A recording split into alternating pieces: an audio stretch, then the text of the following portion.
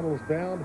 Both teams hot as well, having won 4 of their last 5 games. And the weather's fine here at Amy Stadium, although there is a breeze of about 4 goals blowing to one end. So you would think the winning captain wouldn't do an Aaron Hamill. He'd kick with it.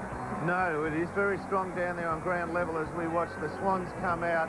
They have been the surprise packet of the season, make no doubt about that. Most punters had them down the end of the ladder, but they put it all together when it counts.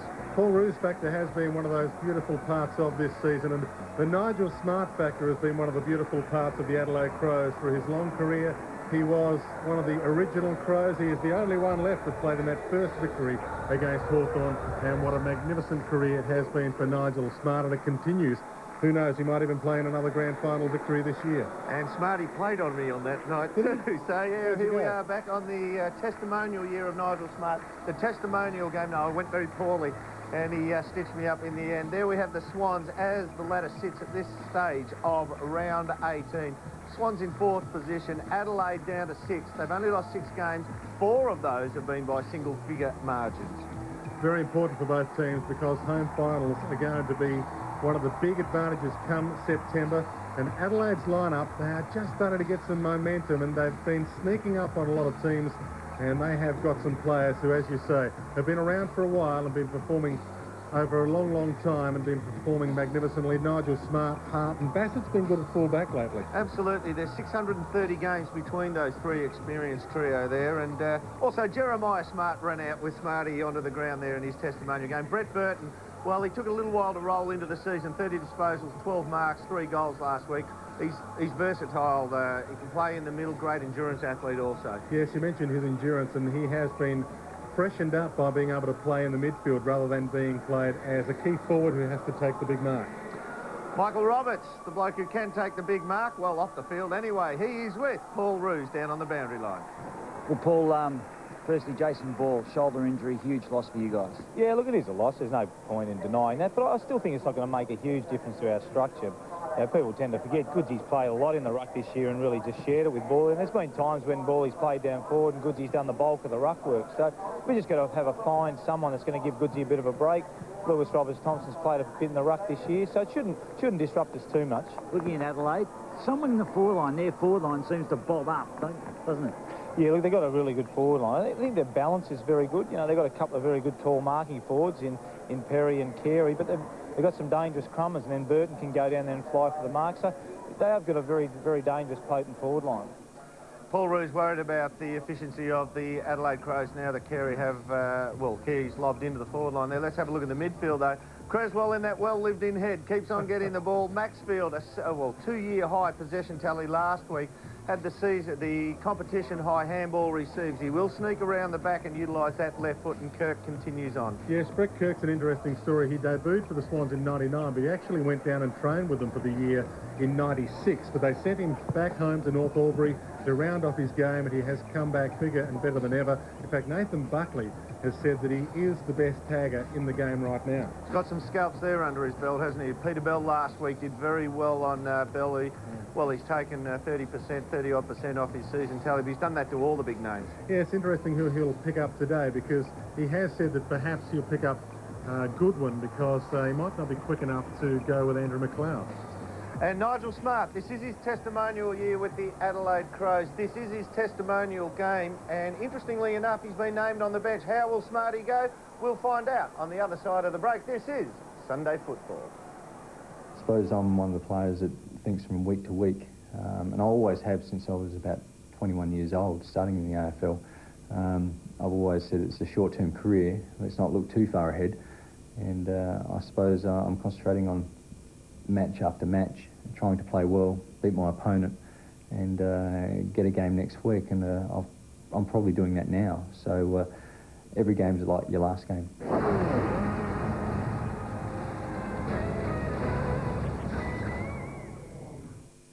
What a mess they've made of our mouths. Orthodontics can damage cases. We put our kids through this. At the age of 18, he looked like an old man. And maybe it's all wrong. I begged them, isn't there another way? The row over the radical treatment that promises teenagers the perfect smile. And inside the billion-dollar Playboy empire, It's a big deal. Liz Hayes goes home with Hugh Hefner when Toyota presents 60 Minutes tonight. When did you last stop and think about your home insurance? Does yours compare with Amy? Don't just renew your current policy. Compare it with Amy's great deals first. Lucky you're with Amy.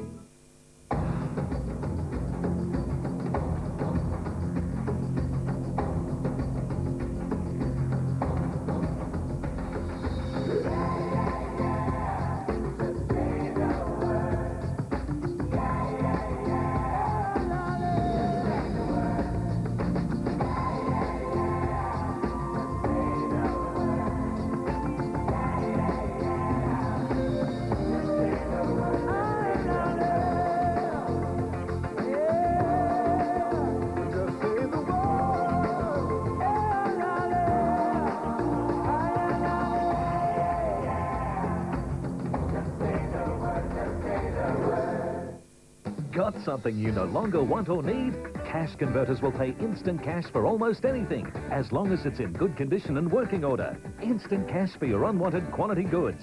Cash Converters, where second hand doesn't mean second best. We've bought 7 container loads, and look, it's pretty well all gone. Could be your last chance. Win away 500 gram wool quartz. What do you pay? $200 now if you hurry. Queen size wool quartz, $69.95. You'll have to hurry, otherwise you're going to miss out.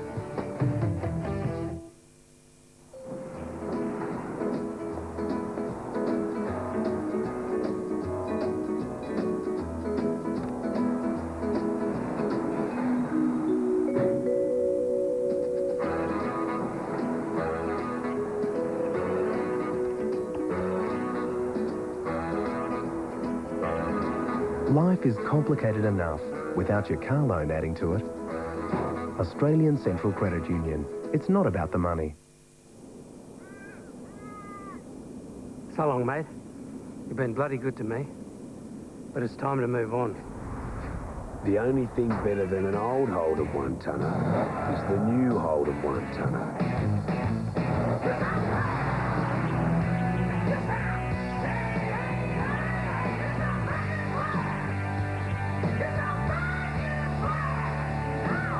The Holden 1-tonner. It's back. A man condemned to die.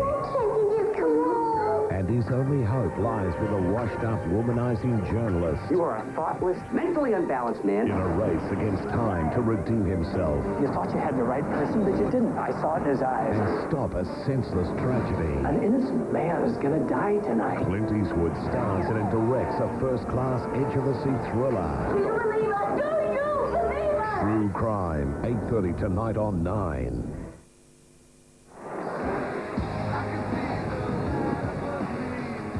Toss of the coin at Amy Stadium between Stewie Maxfield from the Sydney Swans and Mark Rashudo. Adelaide captain, he wins the toss and will kick with the breeze. Let's go down to the ground now and welcome the St Kilda Hall of Fame nominee, the former star and the State of Origin player with Victoria, Michael Roberts. Thank you for that pump-up, but I tell you what, if you didn't know Nigel Smart, you'll know him today, sitting on the interchange over there. Everyone in the crowd has got one of these, which is absolutely sensational. Interesting to note that Paul Roos spent a lot of time out in the middle. Now, where I'm standing, the wind is actually can push up at times on my back to the left of screen, but standing out in the middle, definitely going down to the right of screen. Kirk is an interesting one, and depending on where Rashudo lines up, he may take him. And Biglands and Clark have been fantastic. So, as Paul Roos said, they've got a job on their hands on the ball. Sounds confusing, Robbo. Good afternoon to James Brayshaw. Take it away. Second against fourth as we get underway. The thump from Goods, no real connection. Rashudo overruns it. Tyson Edwards picks it up. Around the body, looking for McLeod, already with Williams following him around. And the ball's across the line. We'll have a ball in. How are you going, James? Big game here today. It's a massive game. It's a big game for Adelaide, Dermot. They've got West Coast on the road, Collingwood on the road, and then the showdown in round 22. A must-win for them. Ball comes to the back. The careering through play there from Davis. Unable to control it. Matthews met solidly by John Cock. And we'll have a bounce. Carey getting involved as well. The star back in for the Adelaide Crows. They line up pretty well. They match up very well, that Adelaide Crows back line. Bassett will pick up Hall, and Benny Hart, with all the pace in the world, still at 260-odd games, will pick up O'Loughlin. McLeod for the first of many possessions. Goodwin back to McLeod. Twists, turns, doesn't get out of trouble. Got dashed for Rashudo. Now Goodwin inside 50. Laddams, he dives and takes what must return to gully catch. That was brilliant. McLeod with that new beard style. Just the line down the chin. Yeah, probably if you had suggested somebody to get a haircut, a beard like that in any other area, you'd say no way, but McLeod wears it, and it will be cool in Adelaide within 7 days. It's cool right now. He's already had 2 possessions in the opening minute. And I'm glad those black underpants might be cool too in Adelaide. Glad he was wearing them. Long kick with the breeze. Perfect start. Crows opening goal. Well, Robbo, he's put that through 6 rows into the crowd. He's kicked from about 48. You'd definitely say that it has got to be a 4 or 5 goal breeze. Robbo. Yeah, yes, Derm, no problem. But in the warm-up, when Adelaide were practicing up to the main scoreboard on the left of screen, Carey was pumping him from 50. So if you can bring it around this member's side, they shouldn't have a problem. Get a bit of shelter down there. Great start for the Adelaide Crows. And Laddams, what a good small forward option he's been. 19 goals on the season. Terrific start for him. Adelaide are pumped coming into today. They understand the importance of it against a high-quality opponent in the Sydney Swans. Back in the centre, Biglands has a run at it. Goods, so much riding on his game now. Burton with his head over it. Goes for the over-the-shoulder soccer-style kick. Bickley inside the 50. Almost Carey. Saddington involved as well. And I think Saddington's going to receive a free kick, and fair enough too. There we go, the Pelé, Dwayne. Pretty effective. Improvised well. Found his target, Saddington. Big job on number 2. To the outer side. One-on-one, big fly from Tawney at the back. McGregor picks it up, back inside the 50 again. Adelaide with all the running. This is Biglands. Picks it up, the outside of the foot, missed. Exciting start to the Adelaide Crows. And Rhett Biglands getting involved as well. Once upon a time, a coach wouldn't let you get away with a kick like that, Dermot. No, you must use the correct side of the foot or the correct side of the body, but Goods is the one who creates so much uncertainty in opposition teams. Rhett Biglands, for a big unit of a man, probably has the mobility to almost stay with Goods, which will be enough in the match-up stakes. Davis in the 1-2 goes wide, hoping for and finding Shawble. Half-back flank. Swans yet to go inside 50 with a handball to Carey's man. Saddington. Wider ball. Hall's got it. Bassett has him. Boundary line. McGregor. Now Edwards. Crows will reload from half-back. Bassett. Down the outer wing, which is packed to capacity for this game this afternoon. And marking on the outer side, Tyson Stingline. Waste no time, and Perry on the move takes the mark. Carey, one-on-one in the goal square. High kick inside 50. Carey's coming hard. Good mark by Crouch. Stood there, knew the traffic was coming, but he took the oncomers and the ball. Crouch, he's played every game since his debut, and I think he's up to 125 games now since debut, which is an amazing effort. 126th game today. Third on the all-time in that list. Sideways to Leo Barry. Drilling ball down the line. Just doesn't reach its target in Stevens. Burton, so much football in the last month, and he gets it again. Left foot high, 1 to half forward. John Cock kicked 6 last week, parked under it, thumped away. Picked up by Kirk, and now Maxfield steers it back in the Burton direction. To Rashudo, tries to don't argue, doesn't get away with it. Bolton, to Bolton, and now Matthews. On the wing, and the Swans get their first forward 50 entry. A one-on-one situation with Goodwin and Davis. Davis, a very dangerous player, does it well. Does it really well. Inside, beautifully to Barry Hall. Let's go down to the ground. Robbo, you have got a direct view behind this one. Which way will it bend? I know the wind is fluky. What's it going to do? Exactly, Derm. I would be going just inside the left goalpost, exactly where I'm sitting. I'm directly behind Barry Hall. If he doesn't go at the left goalpost, he's got rocks in his head. Well, some would suggest he might anyway, even if he doesn't go at that one, but you wouldn't say it to his face. Certainly wouldn't hear that suggestion from me. Barry Hall. That was you, wasn't it, James? With a set shot to get his afternoon underway. Kick on the way. It has got a bit of left to right to it, but I think he may have allowed too much.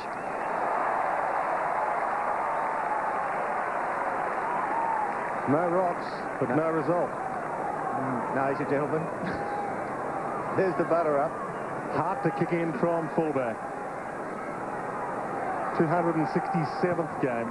Another magnificent career for the Crows. High kick and good mark. McGregor.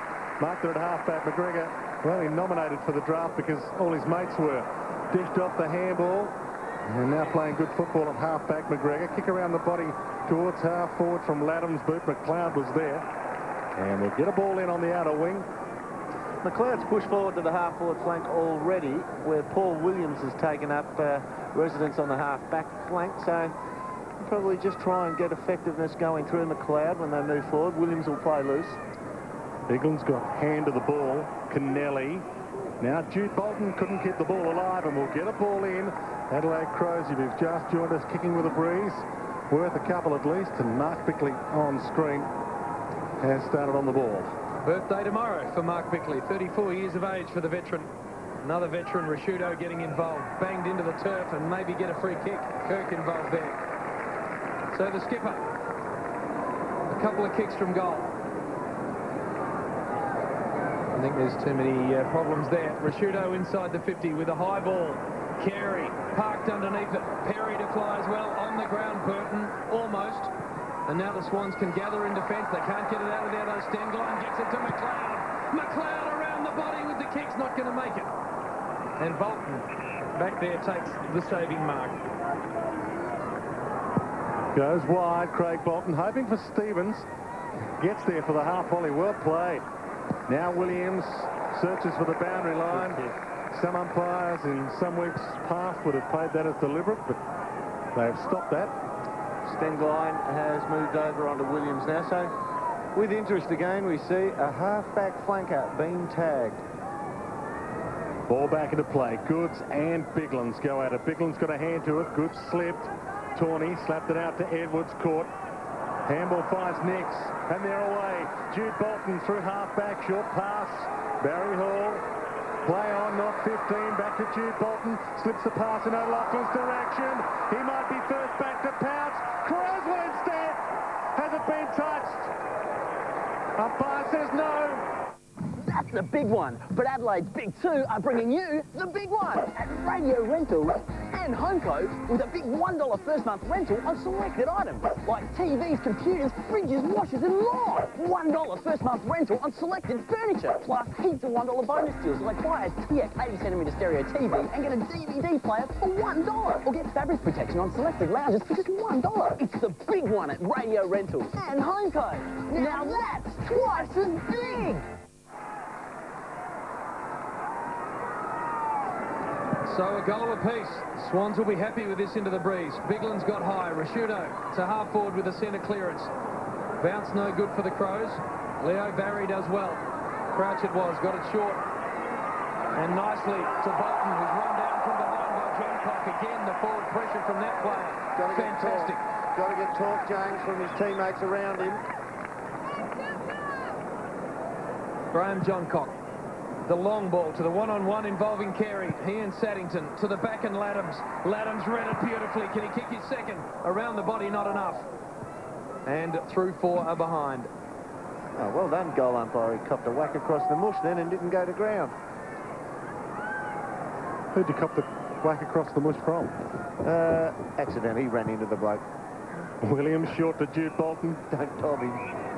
That never used to matter as well. It was contact was contact. That's true. Back pocket, Jude Bolton. So we're progressing. Former Clio Bachelor of the Year nomination. Jude Bolton goes across with a handball to Saddington. Has a bounce from the back pocket. To the outer side, a couple of bounces. Chips the pass, hoping for Kennelly. And the ball thumped clear of Kennelly by James Begley. 36 games for the Saints, and just a brush across there. Pretty light. As it should be. Yeah. So the boundary throw-in outer side. And Biglands, who's done a good job, gets it down to Tyson Edwards, who's had a lot of the ball. He goes to Bickley, the two-time premiership skipper, inside the forward 50. Parked under it, Perry almost. McLeod lurking, got Williams in a lock. Around the body, Stengline with a shot on goal is there. Tyson Stengline kicks the Crows second.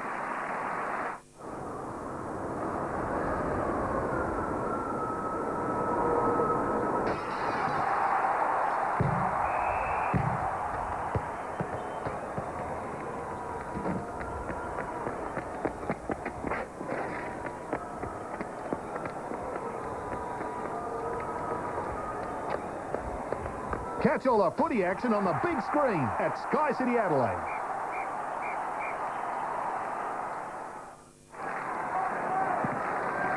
Adelaide's second goal, kicking with this breeze. Bigland's high in the ruck contest. Bickley gave it to Davis, though.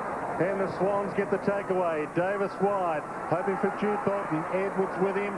Jude Bolton went to ground but gathered the ball. Back to Davis. Can he finish this off himself? He goes to Kennelly, inside 50, and drives it home!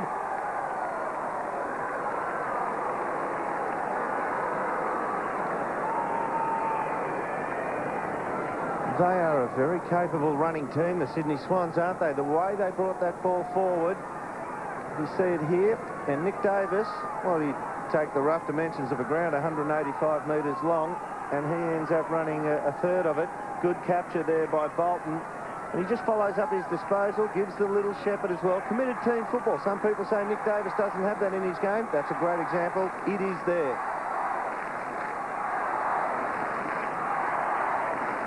Jude Bolton, 2 goal assists. Sydney hanging with the Crows into the breeze. Back in the centre, Biglands. Don't know whether he actually connected. Another centre clearance. They're fourth, the Adelaide Crows. Here comes Carey. Just couldn't cling on. Matthews, he couldn't hang on. Now it's on the ground and they've got their problems, the Swans. We'll have a bounce. Well, looking at that, yeah, Wayne rarely takes marks out in front of his eyes anymore. It's more a one-on-one. He's a great body player. And as a key target, he basically marks them all on his chest when he does get them.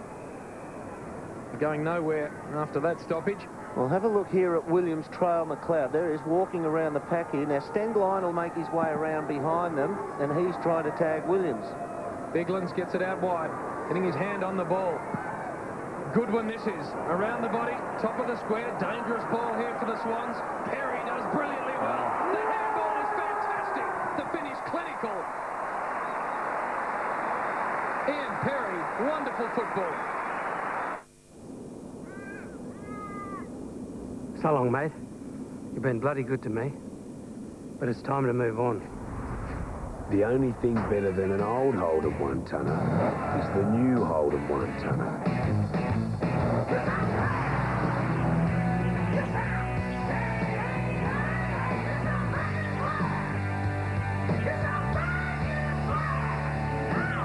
The Holden 1-tonner.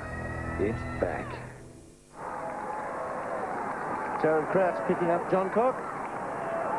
Overcame 4 players then, Ian Perry, to set that goal up. Jostling for position in the goal square as we get the bounce in the centre square. Rashudo been in good form lately. Kirk matching up on him. Little toe poke by Bickley. John Cock over it now. Rashudo and Kirk. Now, just while we've got the ball up here, we'll try and get one of our cameramen to go down to the forward line on Williams. There it is. And here you go. And that's why Stengline kicked that last goal, because Williams is the opponent of Stengline, but focuses the attention on McLeod. He gets free. Stengline kicks a goal. Burton towards John Cock. Adams gathers the crumb. High kick. Perry the target. Can't take the mark this time. Well played by Andrew Shawble. And we'll get a ball in Adelaide forward pocket. See there again. Stengline, when the ball comes in, just runs away from Williams. Now, what's got to happen is Leo Barry is the odd man out. He's got to be accountable for Stengline when he runs loose. Biglands gets into the back of goods. No free kick. Kennelly missed it. Stacks on. He's a Monty to kick another goal here, Stengline.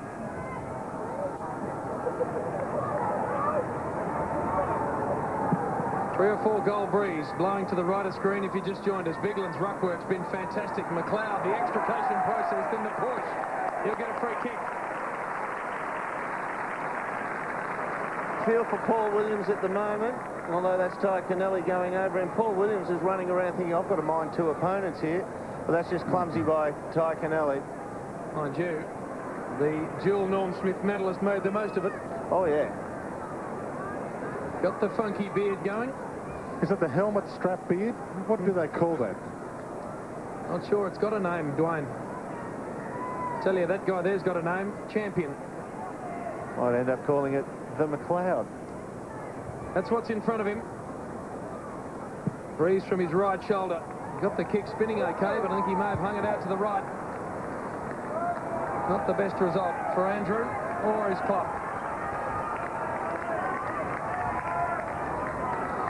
Williams to kick in from fullback for the Swans. Double change set to happen on the boundary line there, Robbo. Yeah, Big Clark, as predicted, come on the 15-minute mark and bowed. So a double change here for the Crows. Shorville from the back pocket. We've ticked into the 17th minute of this first term. Craig Bolton to grab mark at half-back. The ex-Lion. Short pass to Creswell. Maxfield. Chip. Jude Bolton. Have worked it well against the breeze to the wing. Changes continue. Fosdyke has come on. He might receive this ball. Playing back in his old home state, Fosdyke, the Norwood boy, where his father was a champion player as well. Now to Matthews, and they're still stuck on the wing.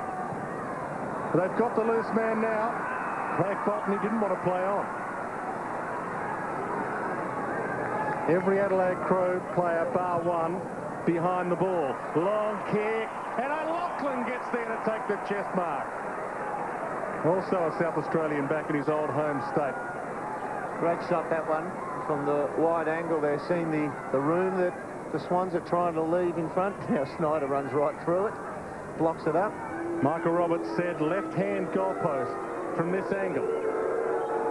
O'Loughlin starts at left. It slowly works right as it touched on the line. Is it still in play? Hurst rushed through. Four behind. Just beyond his range. Breeze just catching the ball at the end of its flight. Big climb by Rhett Bigland. I think he was just intent on the spoil. In the end, almost took mark of the year. Tyson Edwards. Out of side. What a terrific player he's been for this Adelaide Football Club over the journey. Short to Begley, just starting his Adelaide career. The transition to another dual premiership player in Ben Hart. He'll try not to kick it to Clark, just on the right-hand side of the screen. Back across the ground. Ken McGregor stretching Barry Hall. And Begley's going to get it back. Nice clean use of the footy, if not a lot of ground made. This is longer and straighter down the line. Carey and Saddington. Ball carries those two. Fosdyke working back. The dangerous McLeod's got him. And he's in all sorts of trouble. Free kick. Delivered out of bounds. He's come to play, Andrew McLeod. Fifth possession. Inside the 50. Long ball to about a 3-on-1. Almost Clark. The boundary line, a good result for Shorville. Let's have a look at Rhett Bigland's. That is a big leap. You can always tell how big how high they jump. It takes a long time to come back down for someone like Rhett Bigland. Sounds stupid. Clark got fairly high. Then the ball, in the end, hit him on the back. We'll get another ball up. Well, also when he's sitting on Barry Hall, he's 194 centimetres. He's no Pee-wee. Bounce again. Clark and Goods. Goods got out of it, but got crunched by Rashudo. Put him on his backside, and the umpire found a free kick. In the end, it'll go to Kirk. That was a big hip and shoulder. Just after the ruck contest, luckily for Rashudo. How did you see that one, Dermot? Liked it. He's good, isn't he? Has always enjoyed the physical side of the game, Mark Rashudo. And he's targeting one of the opposition's very best. Some stagnant footy here for the Swans.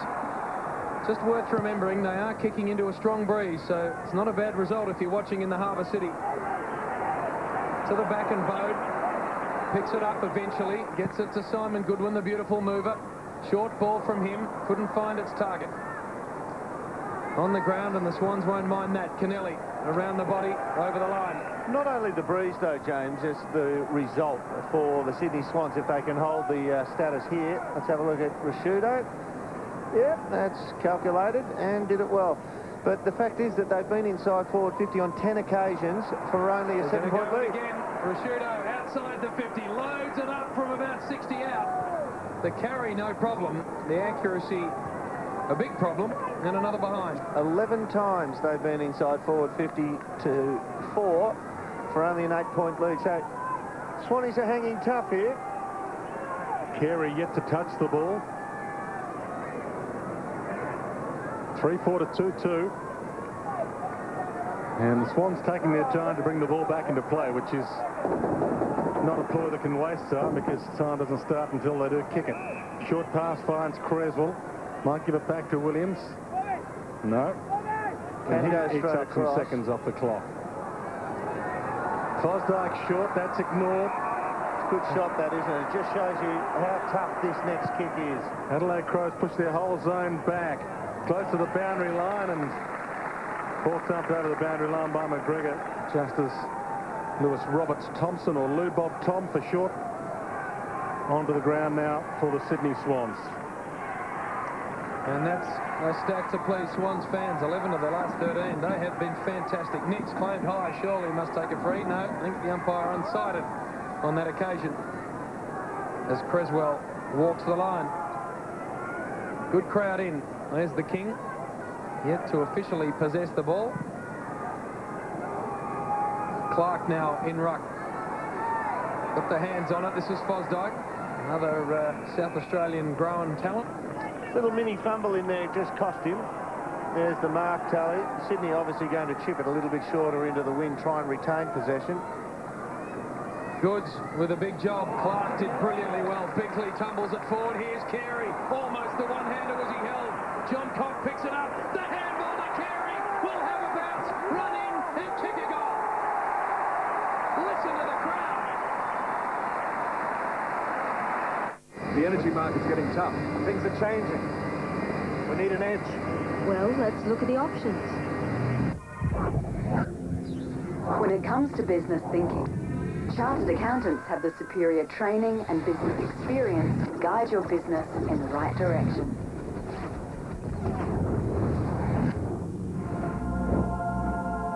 When would you like to start?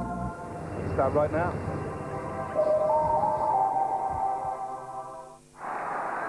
First goal to Wayne Carey. 254th game, 244 of those with the Kangaroos. And interesting quote from Carey in the Football Record recently. He said, "I'm no different to anyone else." Oh, yes, you are. Few people, good judges, say there's been none better. Clark in the ruck, tries to knock it down. Kirk's over it, bowed over him. And we won't get a takeaway. We'll get another ball up. Kirk, quoted by Buckley today as being the best tagger and one of the best tacklers going around. Bickley getting a bit of it early. Goods in the ruck, down to Burton. Got to kick away quickly. John Cock had a bit of it. Didn't have enough of it this time. Jude Bolton to Fosdyke. Wide ball from Hisbert. Schneider, who started on the bench for the Swans, caught in a double Crow tackle. And we'll get a ball up at half forward for Sydney. We're into time on. 24 minutes played. A murder of Crows. Matty Bode, one of those? Don't ask me what it is for Swans, though. No. Clark clean possession, although he shouldn't be pinged because it was ricocheted back into him. Bode again picking himself up. A talented young cricketer, Matty Bode. State under-19 teams and first-grade cricketer until he decided to go down the football path, as that's the Swans bench. Clark now with Roberts Thompson, picked up by Laddams. The Crows with the linking run, as we so often see. And the ball to half forward, and Stenglein, the dish off to McLeod. Left foots it inside the 50. 2 on 3, ball to the back. Carey helps it forward. Across the line, a boundary throw-in. Well, this is real danger here for the Sydney Swans again, because all ruck clearances from every boundary line throw-in bounce down has been 14-3 in favour of Adelaide. So you'd think they'd win this one on the sway of numbers here, and that'll be a shot on goal. Goods with his hands on. That Stenglein helped into the turf, and we'll have a bounce. Got to really hold it up here and just choke this one down, the Sydney Swans. Otherwise, they'll concede another shot on goals here, and they've done pretty well to this point. Inside 3 minutes to quarter time. This breeze looks to have stiffened.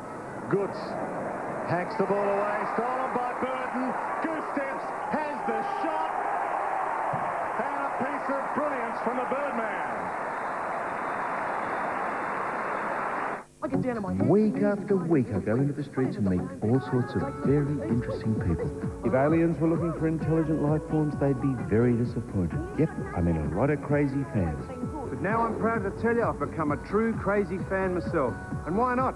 Crazy Johns are the best mobile phone retailers in the country because everyone knows they give the best deals. Crazy Johns are #1 for mobile phones. Call 13 22 99. Crazy Johns, we love you, mate! The Crows out to a 20-point lead. Probably about what the wind's worth, blowing to the right of screen. Clark first hands again in ruck. Almost stand line. Creswell now with his head over it. And John Cock wraps it up. The Swans haven't been too bad in the clearances over the last month. They were 16th in the league and probably still hold that, but over the last month they've been right up there for clearances, but they're getting poleaxed here at the moment. Clark again, overrunning it good. This is Tawney. Got the handball back to Goodwin. High ball to half forward. Carey and Saddington. Look at Carey. Just starting to get involved. Long way out, drops it inside the 50. Perry will run onto this. Great kick, good mark.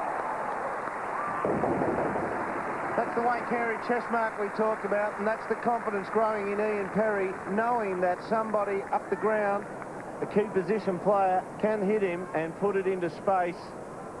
And he knows as long as he gets to the front and he sprints to the right spot, Carey won't miss him. Not renowned as an easy set shot area of the ground, this for Ian Perry. Kicked 3 last week against the Saints, so he's in goal kicking form. He has got the breeze coming over his left shoulder. Kick on the way, and that's what happens. It swings from left to right. So a disappointing finish to a nice build-up for the Adelaide Crows. You'd have been able to fend that one out, wouldn't you, James? Big left to right, flicker down the leg side. Might have just made its way through to the keeper, I think, that one.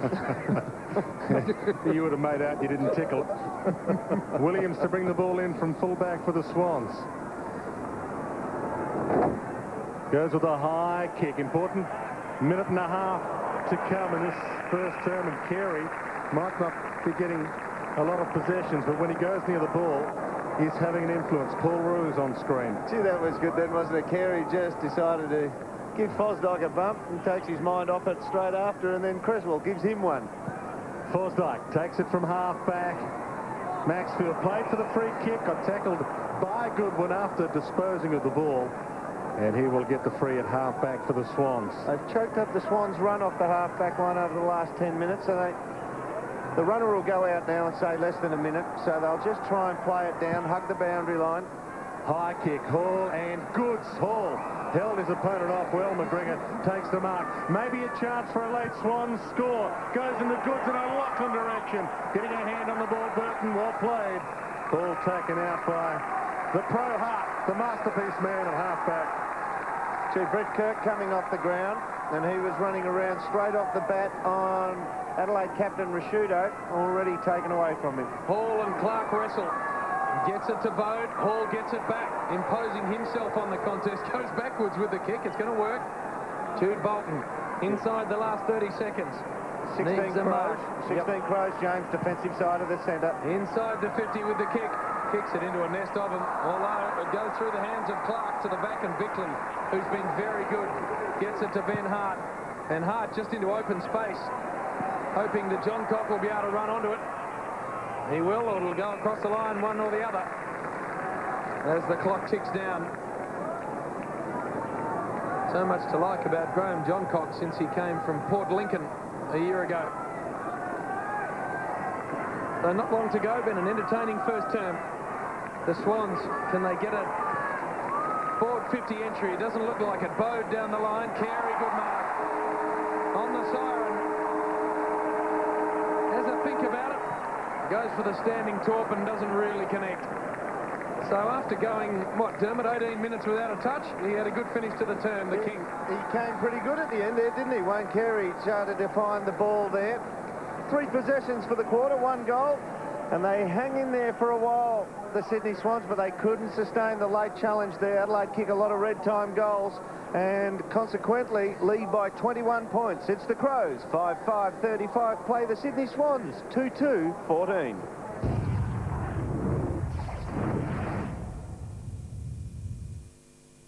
Mystery surrounding human remains found at Cleveland Conservation Park. Saddam Hussein's sons, Uday and Qusay, buried as martyrs. And a new Paddy's bar rises from the ashes of the Bali bombings.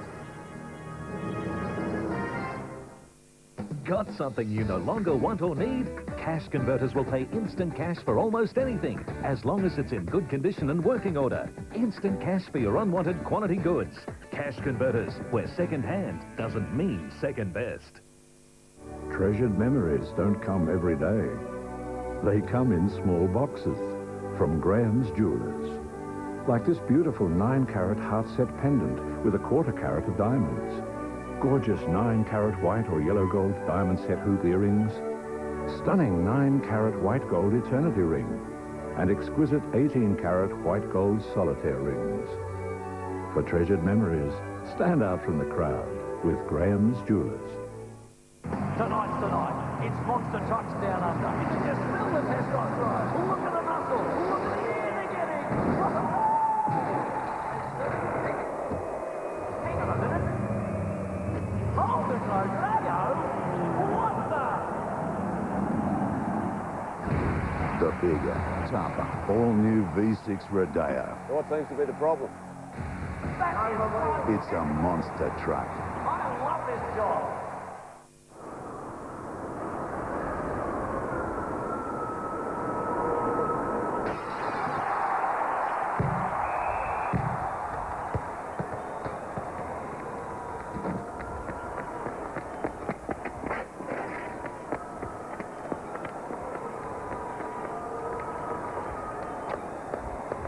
Catch all the footy action on the big screen at Sky City Adelaide.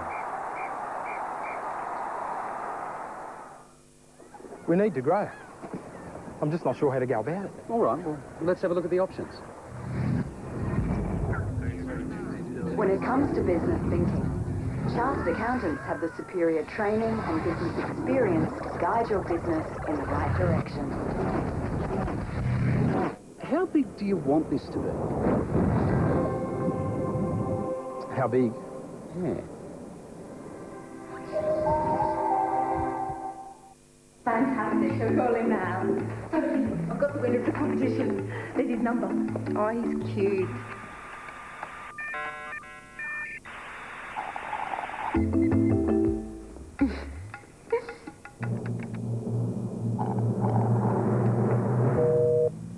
Oh, it's engaged. Don't miss important calls when you're on the internet. Be online and use your phone at the same time. For frustration-free internet, join iPrimus Broadband. Join us on Postcards as we celebrate a milestone. 300 episodes taking you around the state. From the blues of the coast to the colours of the outback.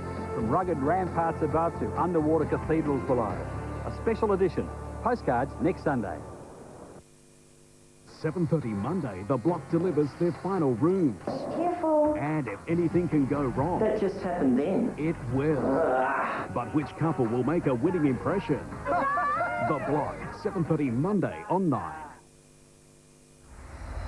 This AFL coverage proudly brought to you by the all-new Holden Rodeo, Sky City Adelaide and Radio Rentals.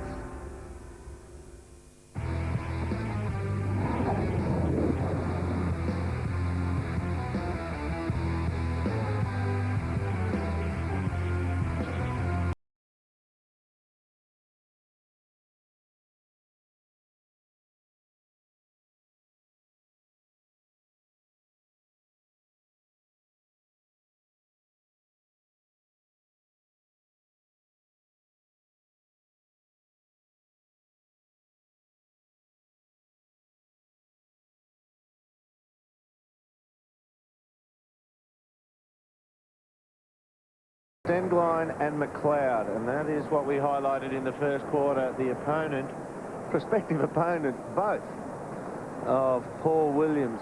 Stengline got it on the end of one, running into space there. Let's have a look at the clearances now. Total clearances, 4 line down, 16-6. So they're really taking it away from them. It was a matter of time until they started transferring that onto the scoreboard. 5 goals resulted. Hit-outs to advantage 3 also. Possession counts 70-57. So they have been winning the ball regardless of kicking with the win. Let's go down to the boundary line and Michael Roberts. Well, Paul Roos picked up on those clearances, absolutely got smashed, and we all know what a great centre-half back he was. He really honed in on the fact that they weren't standing on the defensive side of McLeod and John Cock. and they scored easy. They hit it to the square, no problem. Simon Goodwin also had some housekeeping on his right knee. Thanks, Robbo. Crows by 21 points. Swans with the breeze in this second term, which is now underway. Kirk surely wrapped him up in the tackle. And the umpire will have to do it all again. McLeod and Williams looking on. Goods coming fingernail to the ball, but couldn't knock it decisively. And as we quite often do, we'll get a third bounce, and we'll see that a bit. Rashudo and Kirk going at the ball with barely a cigarette paper between them. Goods rakes this one free, clawed it free, but Shirley is over it. He's caught by Creswell, got it out. Edwards, he too caught. Good tackle. Finally, the ball kicked free towards half forward. Crouch the thump down. Kennelly falls, gathers, handballs. John Cock, good first turn. Kicks toward Perry. Just knocked free by Shorville. Picked up, spin around, Laddams, bouncing ball, a miracle goal!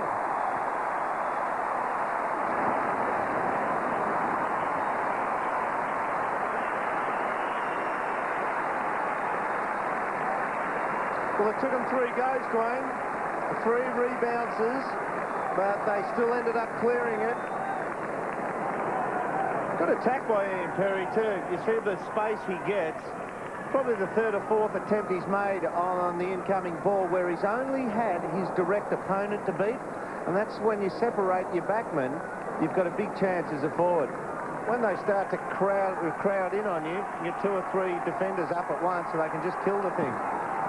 Mark Bickley also been very good in that clearance situation. They're looking for it again here, Adelaide. This time Rashudo with his head over the ball, got it to Shirley. High, inside the 50. Carey sits and waits. Saddington too, almost the king. Not quite. Laddams pleads, but I don't think it was there. With interest again. Big high ball. And still goes for the chest mark. And never controlled that. In fact, his opponent sat on it.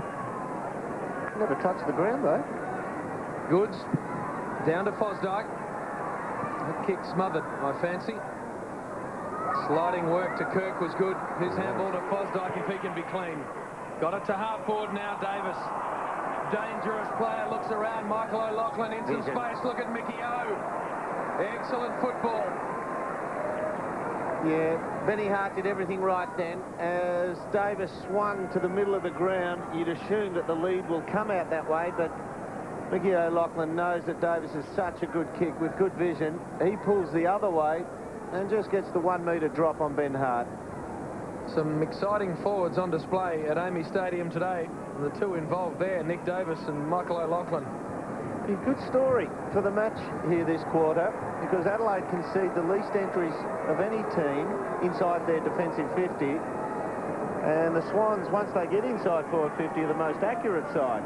So we could find the story of the match in this quarter. Ball should swing from right to left. Started at the right goalpost and trail it back in. Look at that. I think he might have just steered that through, and that's a very good result for the Sydney Swans.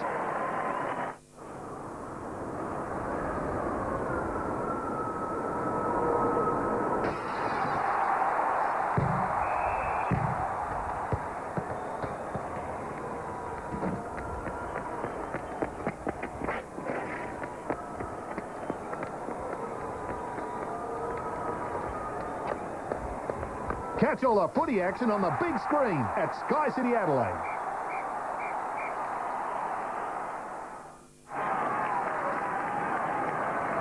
Michael O'Loughlin's first goal of the year, first goal of the game, 31 for the year, kicked 30 last year.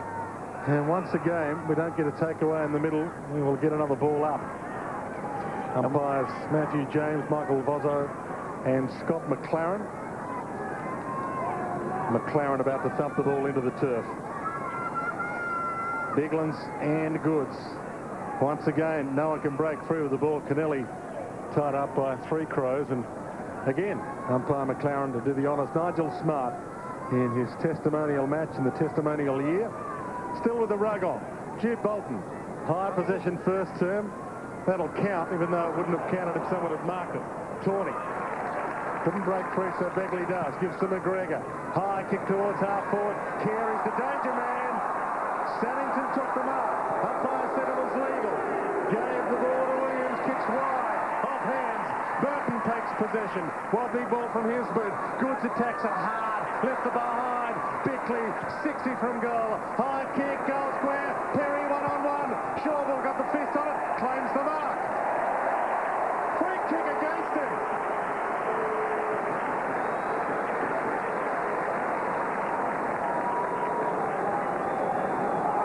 Umpiring explaining at the clutch. He's calling the bear hug before they get there. That's it. The point of it would be this left hand wrap around the elbow. It seemed worse than that let go, Dermot.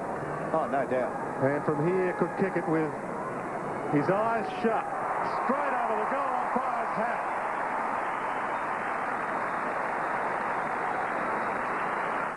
Some people see me as debonair, a bon vivant, a sophisticated man about town. But there's another player who fits that category. Crazy John.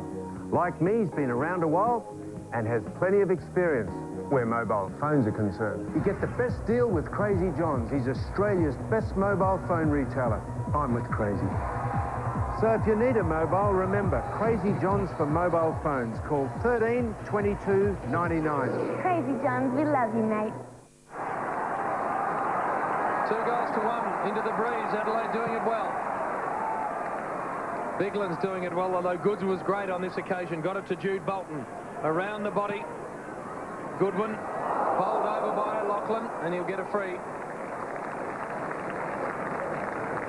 Simon Goodwin missed a lot of the season with injury.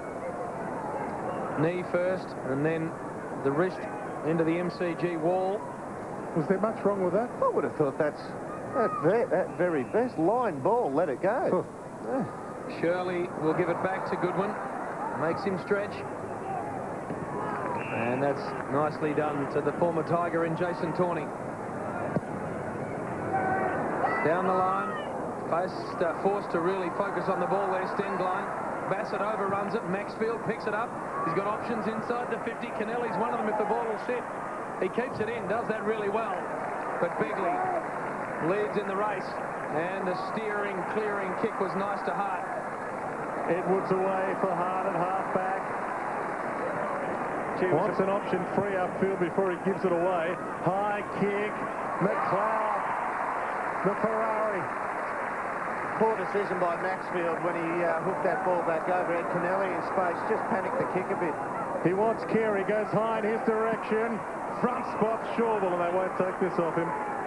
Takes the mark at full back. Been a fine player for the Swans, Shawball. Absolutely.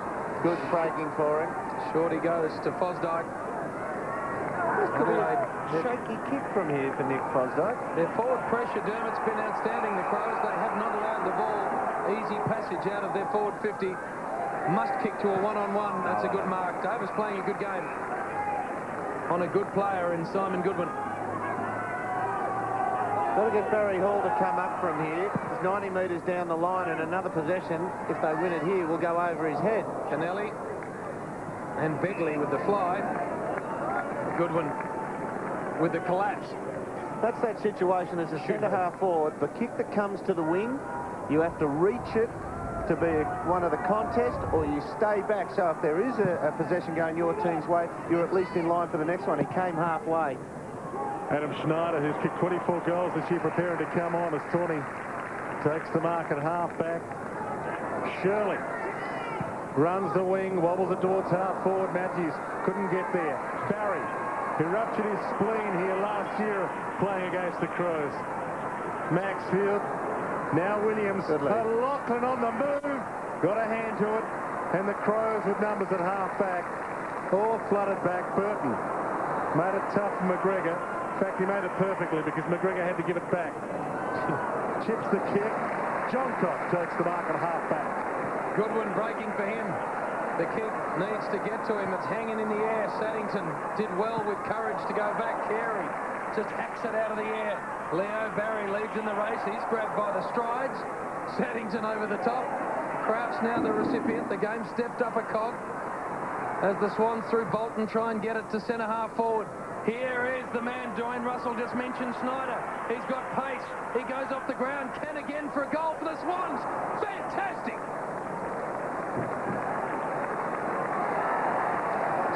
Started to move the ball quickly again. Started to get the ball coming from defensive side of the wing very, very quickly, and they look dangerous. Look very dangerous doing that. Bolton start getting into play there. Got a touch of pace here. No doubt about that. We've seen him this year come into the scene. Also, Leo Barry's just had an influence over the last 2 or 3 minutes. He's broken off the half-back line, and for the first time in the game, we've seen Leo Barry just break open the midfield of the Adelaide Crows. Bigland's down to Kirk. They get the takeaway. Maxfield caught by Tawney. Burton caught by Kirk. Kick half smothered. Stevens, Jude Bolton, Creswell. He likes these. There's a sit for him. No. McGregor toted away from the danger area, and Hart content to accidentally fumble it across the boundary line. 2 goals each this quarter. 7 goals plays 4.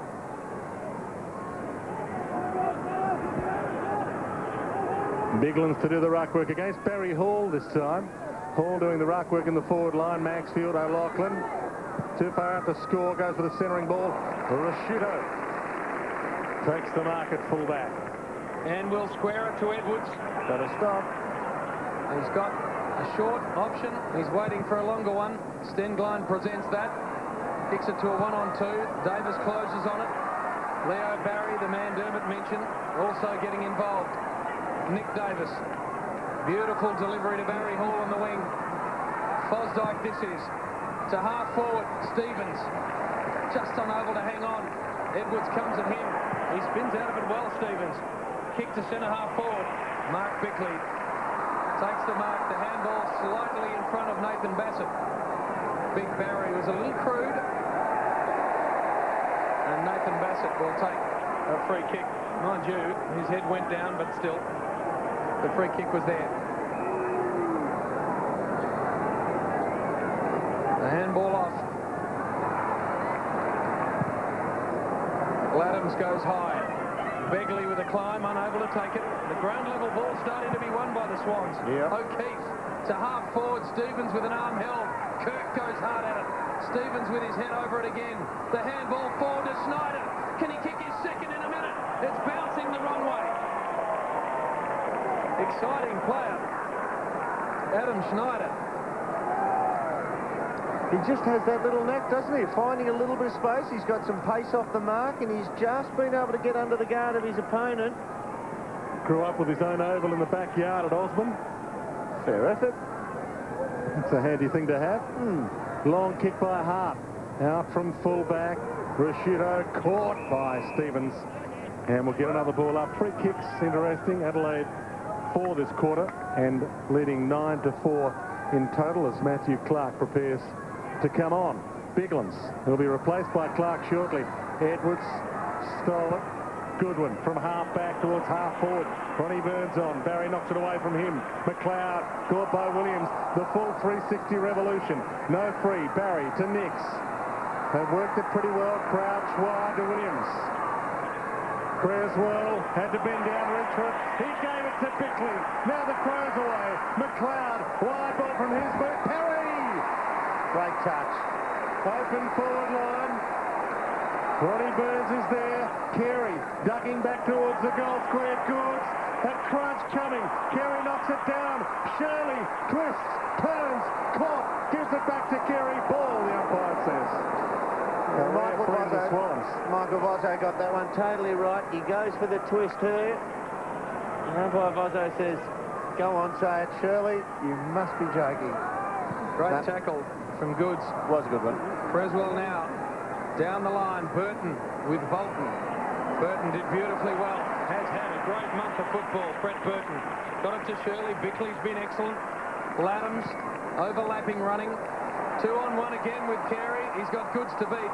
He had to get rid of his direct opponent in Saddington first. He's not happy. The free kick is going to be awarded to the young Swan. Out he goes to Fosdyke. As it bounces, he streams out of half-back. Down the line, the ground kicking, the field kicking good. Craig Bolton's got it. Looks like he's been put on to Brett Burton. He's had a free rein. Yeah. Nicks now. Kick and a half from goal. Inside to O'Loughlin. Good kick. Thumped away from Ben Hart. Boundary line looming. Jude Bolton involved. Kirk again. Steers it looking for O'Keefe and finds him. He's a bit sore, Michael O'Loughlin, out of that one. Last two balls he's led to that have been hard on the lead. Oh, there you go. He's been sconed by it. Out on the full. The result won't please the Swans fans. O'Keefe has to cough the ball up. And now Begley should bring it away with a handball over the top to Jason Tawney. It sits for him, but he had to go back. The lead comes from Perry. All the way towards the wing. Takes the mark. Good, long, searching lead. Carey provides one now. Ball in his direction. Not a bad pass, but a great punch away by Saddington. And we'll get a ball in. That's that difference in the Wayne Carey hands. Watch here. Oh. See, he just doesn't get them level there. Good spoil just on the left arm. 5 years ago, Carey's strength through his shoulders would have kept the hands level and just gobbled that one up. Cleverness from Saddington. Knew he couldn't reach the ball to punch that, so just slapped the arm down ever so slightly. Nigel Smart preparing to come back on. Mark Bickley also walking past on the bench. Goods does the ruck work with Clark. McLeod. Toe pokes it to the advantage of Burns. Back to Clark Bode. He gave it over the top.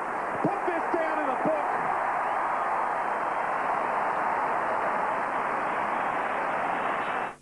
Tonight's the night. It's monster trucks down under. You can just smell the testosterone. Look at the muscle. Look at the air they're getting. Hang on a minute. Hold it, Rodeo. What's that? The bigger, tougher, all-new V6 Rodeo. What seems to be the problem? It's a monster truck. I love this job. McLeod, the running goal. How many times has that been said at Amy Stadium? And Adelaide stretched the Swans again. Goods did well. Prosciutto, hands and knees. Clark did well. Now Tyson Edwards high inside the 50. Carey and Saddington. The young man did brilliantly well. But this young man did brilliantly well. 2 in a minute to the close. Second goal for Graham Johncock. How good was Big Matty Clark in the centre there? This is just a tried and proven formula.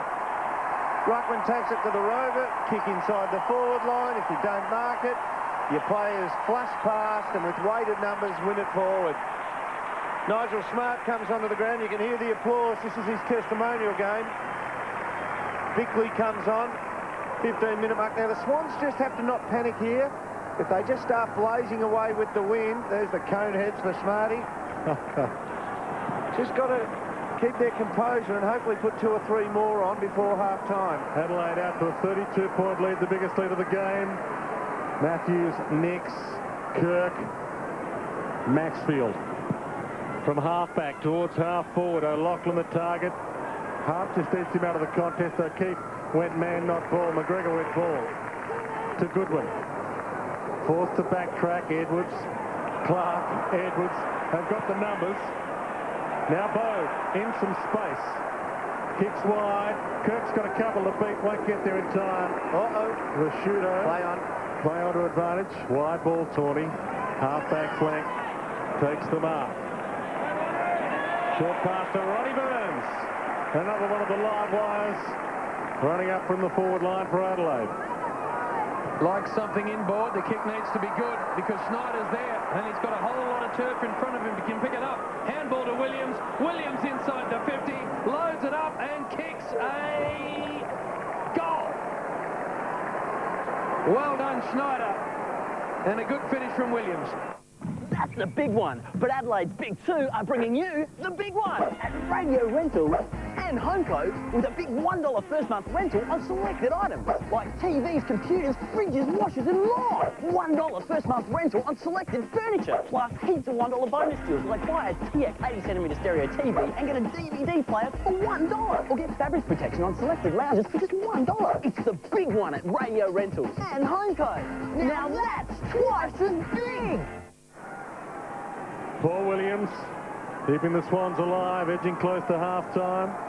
Won their last two best and fairest, Paul Williams, and his 250th game coming up. 2:48 now this afternoon. From the ball up, Laddams to McLeod, hoping for the instant reply. Ronnie can make amends. Drop punt is just across the face.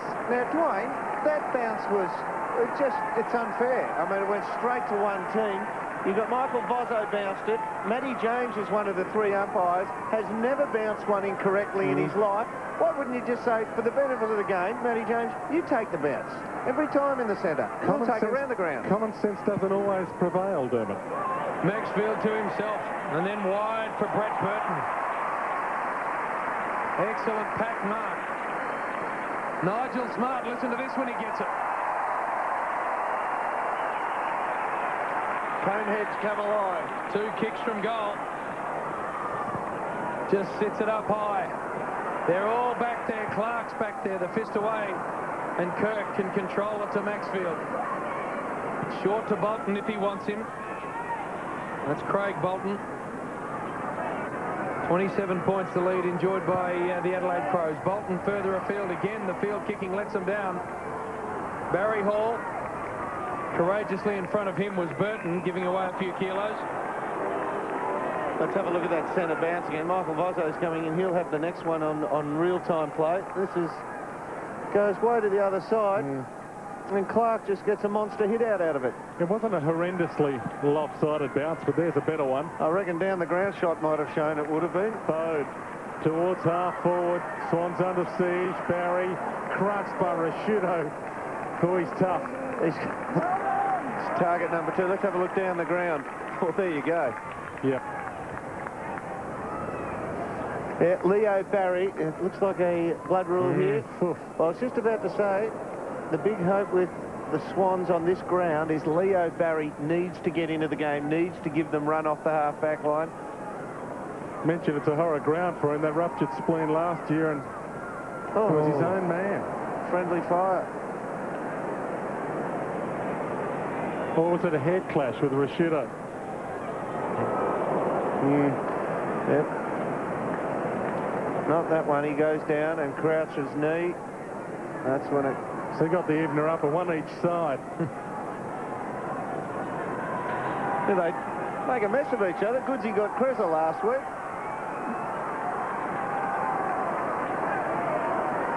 So Leo Barry will have to have a sit down, and Nick Davis will re-emerge from the bench for the Sydney Swans, who've played 23 minutes now, second term, edging close to half-time. And if you have just joined us, it's the Sydney Swans with the breeze for the remainder of this term. Clean possession. You've obviously got to dispose of the ball very quickly, Ronnie Burns. He's sat on, and there'll be another stoppage. Both teams playing similar styles into the breeze. The Swans have had 20 marks in quarter-1, chipping it around going into the breeze. And Adelaide have had 21 in the second quarter. McLeod breaks it open again. Look at the superstar kick behind. He actually had too much time there. Instinct, he would have nailed it off 2 or 3 lesser steps. He sets very high standards for himself, and it's written all over his face. Look at that. He thinks, man, how did that happen? I've got to find something here in the next 4 minutes here, the Swans. Inside 50s, Adelaide 25. They're on target. Kennelly, big long kick from fullback, almost cleared the head of Matthew Clark. He read it pretty well. Fosdyke caught. Laddams, can he find a target inside 50? Burns just spoiled away at the last second by Matthews. Well played, Matthews. Nicks. Burns might steal it back just when you think he's out of it. Saddington almost dished it up to Smart. Kennelly. They continue to be under siege, the Swans. They'll get out of it here. Fosdyke was almost a throwback to Kirk. They've worked it rugby style. Back to Fosdyke. Long kick. Ball starts clear towards O'Loughlin, though. Tries to hit it with the outside of the foot. Kick. And goes to Williams, who takes the mark. Good kick. That is where the Swans are dangerous. 6 or 7 seconds ago, they were under siege at the goal square at the other end. A little miss by Nigel Smart for a toe poke, and Kennelly runs it out with pace. They're a great rebounding team. When you just make an error, they'll hurt you, the Swans. Good for at least a goal a game, Paul Williams. 248 games, 280 career goals, and last year kicked 21 goals for the Swans. Has 12 so far this season, so needs to add a few more, and this is well within his repertoire. And that is straight through the middle with the breeze. And the Swans coming home hard in this second term. Fantastic. Shall we call him now? Sophie, I've got the winner of the competition. There's his number. Oh, he's cute.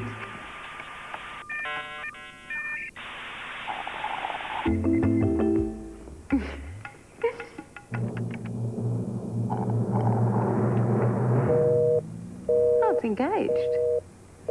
Don't miss important calls when you're on the internet. Be online and use your phone at the same time. For frustration-free internet, join iPrimus Broadband.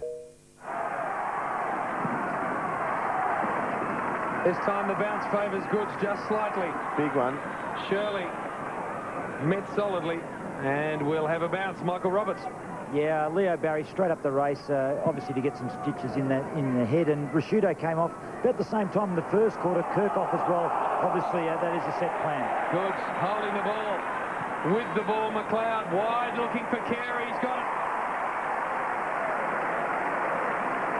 Hasn't this city adopted this man? Oh, look at this.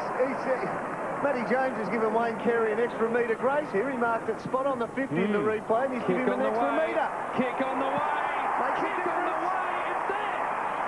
Makes a difference, James. He's marked it on the 50. And Matty James has run in and put Jason Saddington a metre behind the 50. You take that kick a metre out, and that is going to end up being touched on the line. This beautiful takedown there, and McLeod spots it. Wayne Carey, watch where his foot is. Just fractionally inside, yep. Well, fractionally.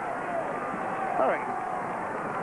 No, he's definitely got an advantage there. Probably not a full metre, but when you get to the line, what do you reckon, Dwayne? I'll reassess it at half-time. I'll get the protractor out. Getting no support. None whatsoever. My microphone isn't working. Ball up in the middle. Ready Burns, the takeaway. And he gets it to half-foot, and Laddams has been sparkling. Inside 50, the lead comes from John Cock. One grab. Kennelly, who rode in the middle, got the handle of Stevens caught. Matthews around the body towards under the boundary line of Creswell. Either will do. Okay, Dermot, I'll have a look at it. Let's have another look at it. Okay. Man on the mark there. Now, he is a full metre behind it. And when his foot planted, when he actually marked it, he was basically straddling it. His foot was on the inside. With you, it's a team game up here. You're right. Bickley claimed high. I'll take a free kick. You don't believe a word you're saying now. Inside the 50 goes Bickley. Perry comes out. It should have taken the mark in the end. Shawble will look for the line and will find it. I think it's one of those situations, Dwayne, where if you say something often enough, you end up believing it. Yeah, I'm going to keep saying it. I'll end up taking it home and making it gospel. Clark and That's it, Stevens. Neither of them touch it. Jude Bolton slaps it cleverly for Maxfield. Williams in the tackle as he received the ball. Bounces it towards Hall. Still time for the Swans here. Maxfield with a bounce. Out of side. Left foots it inside the 50. Here's Schneider. Already kicked a goal, but an impact player since coming on the ground. He's got the wind behind him. Short to Creswell. Creswell will play on. Kick on the way is a goal. Terrific football from Creswell. Schneider has had a big impact on this game since coming on. Creswell's got his second. And just as well he played on too, James, because I thought Schneider's man on the mark was a little bit too close. No, he's a good set shot, Kreza. Just a really solid kicking action and knows how to set him up. Geez, an accurate umpire, Matty James, isn't he? Has he got the ball this time? No, Scotty McLaren. Oh, we're full rotation on bounce downs.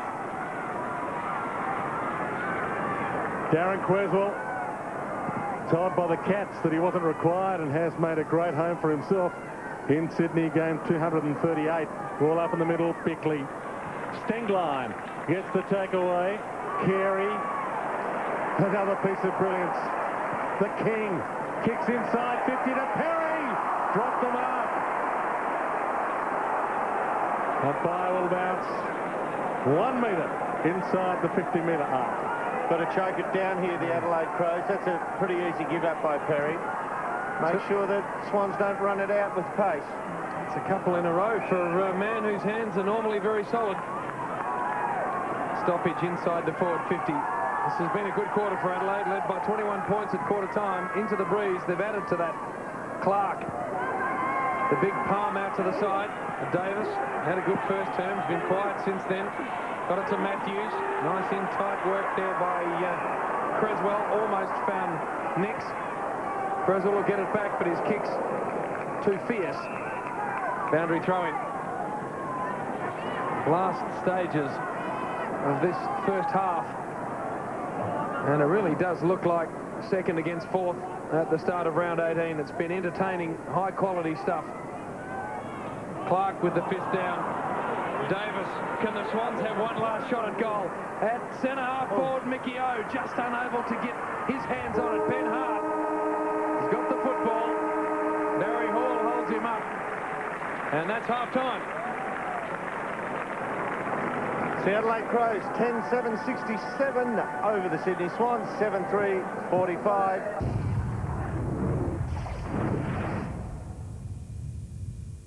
$1.99 for a kilogram of onions. Make you cry today, they'll make This news break is brought to you by South Australia's leading business bank. Coming up in the news at 6, a show of defiance against terrorism. Australians injured in the Bali bombings attend the reopening of Paddy's Bar. Mystery surrounds the discovery of human remains in the Adelaide Hills. There's been another dramatic rescue at sea, this time off the Queensland coast.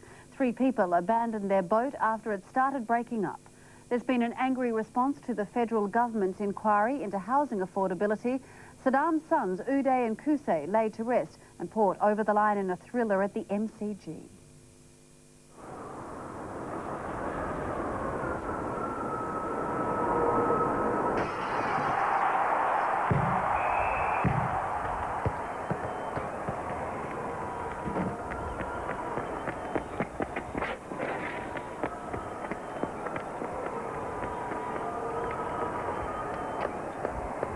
Catch all the footy action on the big screen at Sky City Adelaide. Fantastic. We're rolling now. Sophie, I've got the winner of the competition. There's his number. Oh, he's cute.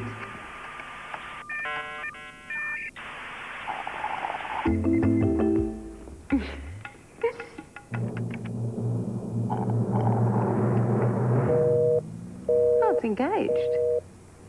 Don't miss important calls when you're on the internet. Be online and use your phone at the same time. For frustration-free internet, join iPrimus Broadband.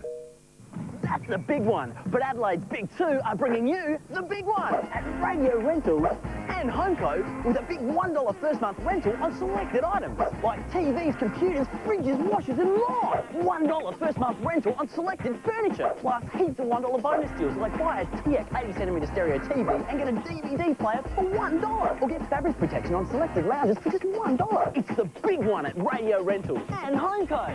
Now that's twice as big. A killer CSI can't catch. Sniper. Because you can't stop a bullet. One shot, one kill. This guy is scary. Without becoming a target. All new CSI Miami, Wednesday, then. In a city of 14 million, how do you track down a boy? It's 37 hours and he's slipping away. Who doesn't want to be found? Why didn't you tell us this from the beginning? All new CSI Miami and Without a Trace on 9's Big Wednesday.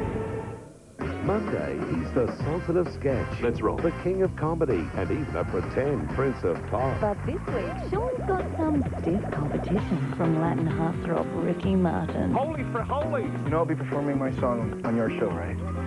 Plus country star Keith Urban and comedy maestro Dave O'Neill. Get off your high horse. And on to variety's cutting edge. Why would you do that? The Carl of Tonight, 9:30 Monday on Channel 9. This AFL coverage proudly brought to you by Amy, Primus Telecom and Crazy Johns.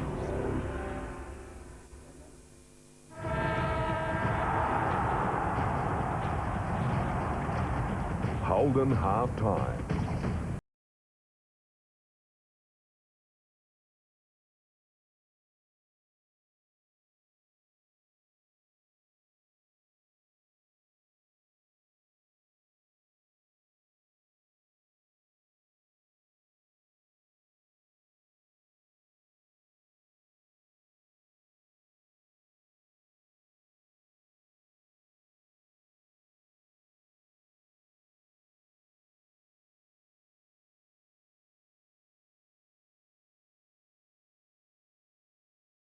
And 3:45. Went early with the ball. It's gone too, Nigel, didn't he? Before it was fashionable. Yeah. Now a lot of I don't think he had a choice. 2 goals to Ladham's been very good. Wayne Carey, after a slow start, really came into the match. His second half of that first half, extraordinary. McLeod, very dangerous. Going to take a look at him shortly. But some good forwards for the Swans. Williams kicked a couple necessary goals in that second term. Well, Williams' goals coming off the half-back flank and even when he pushed into the centre as well. But it was the Adelaide Crows, 10 goals to half-time. Did it pretty fluently too as they moved the ball forward. They love playing here, not surprising because it's their home ground. But now they've got some wonderful big targets inside their forward 50, haven't they? Perry's been terrific. Carey we mentioned, and when you can work at the feet of players of that quality, Stenglein kicked a goal, and you see some work here from Perry that's just fantastic. He charges back into the contest, then goes and wins a 1-on-3 ball, and the gift. Well, there was a 1-on-3, a bloke standing. He already downed one of them, so he was standing amidst 4 players. His charge on the ball's been, as you say, as good as anyone's. Wayne Carey, just his knowledge of how to go around in a game of footy is just supreme. He doesn't mark overhead anymore, but just puts himself in the right spot there. And the kick coming through here, defensive kick, goes inboard, and that's one Paul Roos would pull his hair out and say, under pressure, you've still got to go to the boundary when you've got no idea what's around you. And this time, McLeod decides, well, I'm not going to give it to anyone else. I might just do it all myself. And when he does that, generally, the umpire puts the 2 fingers out. Carey again in the right spot, this time not needed, because John Cock with another very good finish. But their structure up there, Dermot, so impressive. Absolutely. Carey, just his knowledge of where to run, where to take the ball to. John Cock continuing on that good form from last week where he kicked 6. It is the clearances, though. When you look at the stats across the board, Adelaide are absolutely murdering them. Prosciutto, always brilliant in this department. Bickley has also been outstanding. Bode, when he gets in there. There's the skipper again getting involved. And now players like Shirley, Bickley, we spoke about, they're just about that sort of 5'8" to 6'1" height. And mature bodies too, aren't absolutely. they? They are. You look at all the teams in the league, the clearance teams. And look, even though the Brisbane Lions are still down around the bottom end of the 8, they still have those mature bodies in there, and that's why they'll be a threat in September. Let's have a look at the stat sheet for it. All up, the centre breaks 10-3. That is a smacking in the middle of the ground. Throw-ins, they've been competitive there, the Sydney Swans.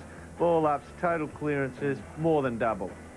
And the hit-outs as well. Well, you targeted that with Dwayne Russell at the start of the broadcast. With the 2 big ruckmen in Biglands and Clark, they have got a big advantage. Now, I was about to say, you really like this bloke. I think we all really like this bloke, Andy McLeod. 13 possessions so far till half-time. It just, well, he just breaks people open. He just chops them up. You can normally tell with Andrew McLeod in the first couple of minutes of the game, I reckon, whether he's come to play or not. And today, he just looks switched on right from the get-go. His defensive work is always supreme. People don't see it so much because his offensive attacking stuff is brilliant, but his working hard to keep it in the area is fantastic. That was a superb touch kick. That was probably the classiest passage of the day, just under pressure to do that. People don't realise how powerful this young man is. He is a real powerhouse when he gets around the ball. Let's take a look at the Sydney Swans now. You made mention Paul Williams kicked a couple of goals for the Swannies. Let's see how they went through their first half. 7 goals. Barry Hall hasn't been the worst. Bolton had a very good first half. It's Jude Bolton. And we see a scramble goal here, but well done by Creswell. He had O'Loughlin, decided to go on with it. The player I like was Schneider Dermot. In the second term, he came off the bench and really gave them a spark in that forward half. Gave them something different, didn't he? Just made them think about it. It's Ty Connelly. That's goal 2 for the Sydney Swans in the first half. And Bolton, as you say, playing out on Brett Burton, finding a tough time of it. Just keeps his feet, and just the pace aspect there hurts the Adelaide Crows. He just gave them something different. Turns this one over as well, works very hard back defensively, and then hits the ground running. If you want to steal one from Dennis, I appreciate that. And then the handball over the top and the Williams finish. But, you know, that's work that you can't teach someone with Schneider. He's just got a nice work ethic for a small forward. Absolutely. And you watch Kreza. There he is, the well-lived-in head. Paul Roos said it before the game. He should just go in and get his total face fixed up after the season. We'll speak about him shortly. Brett Burton after the break. This is the Holden halftime.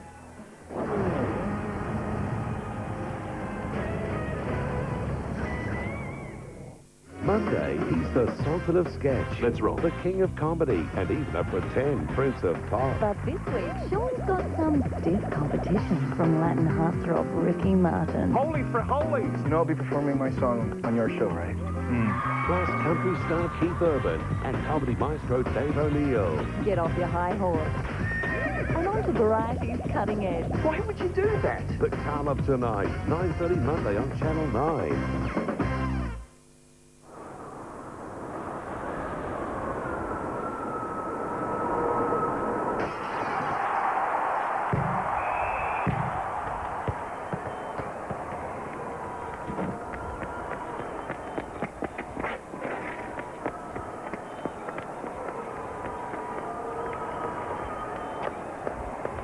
Catch all the footy action on the big screen at Sky City Adelaide. I get down to my head. Week after week, I go into the streets and meet all sorts of very interesting people. If aliens were looking for intelligent life forms, they'd be very disappointed. Yep, I met a lot of crazy fans. But now I'm proud to tell you I've become a true crazy fan myself. And why not? Crazy Johns are the best mobile phone retailers in the country because everyone knows they give the best deals.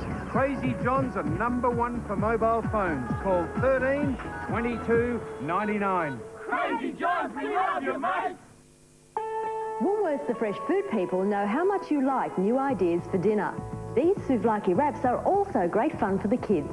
Take the wraps from the packet of a Wraps of the World Greek souvlaki kit. Cover them in foil and pop them in a preheated oven for 15 minutes. Combine Woolworths diced beef and the souvlaki seasoning. Mix the garlic paste with some yogurt in a small bowl. Cook the beef until it's brown. When it's ready, take the wraps out of the oven and spread each one with the yogurt. Top with Woolworths baby spinach leaves, some sliced red onion and avocado. Add the beef and wrap it up. Here's some handy avocado tips. Always press the top of an avocado to test for ripeness and ripen at room temperature.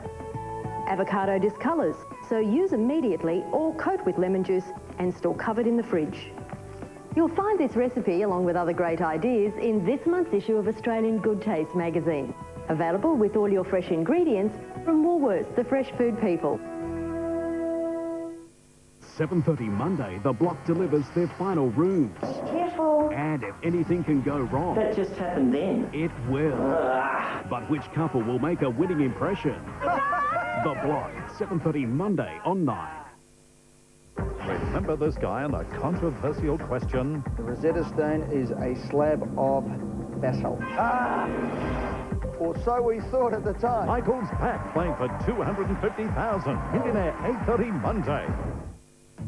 Tonight at 6:30, we return to AV Stadium for the thrilling conclusion of the Crows-Swans clash.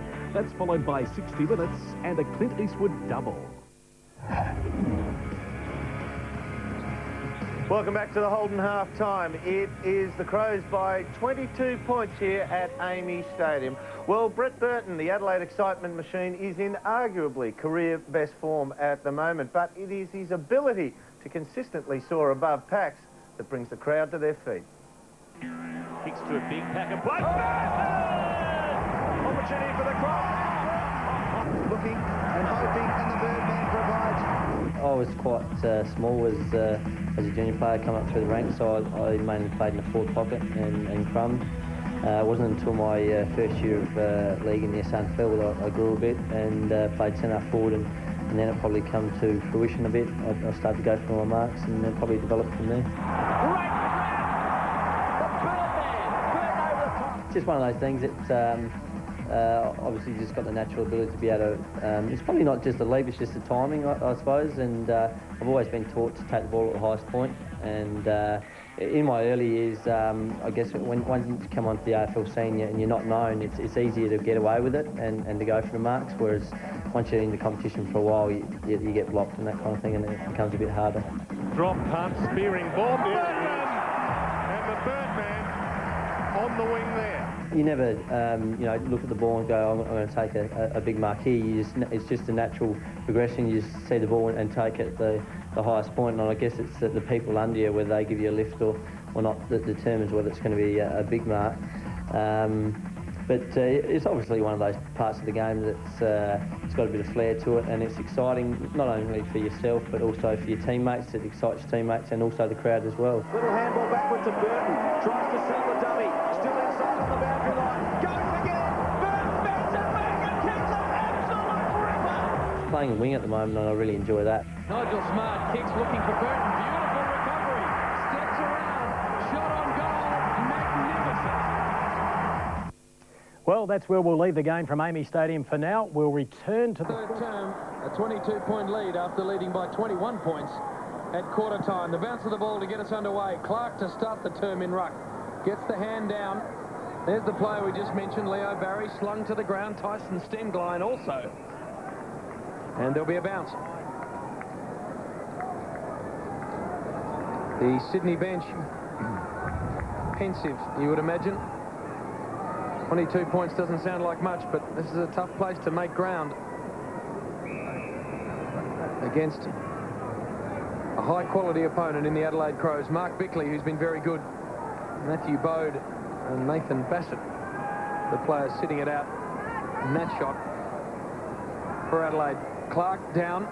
Roberts Thompson claimed. We'll take a free. Nigel Smart given the job on Barry Hall after half-time. Barry Hall 4 marks, 6 kicks till half-time, so serviceable, presented. Smarty gets the job. Roberts Thompson short to Davis.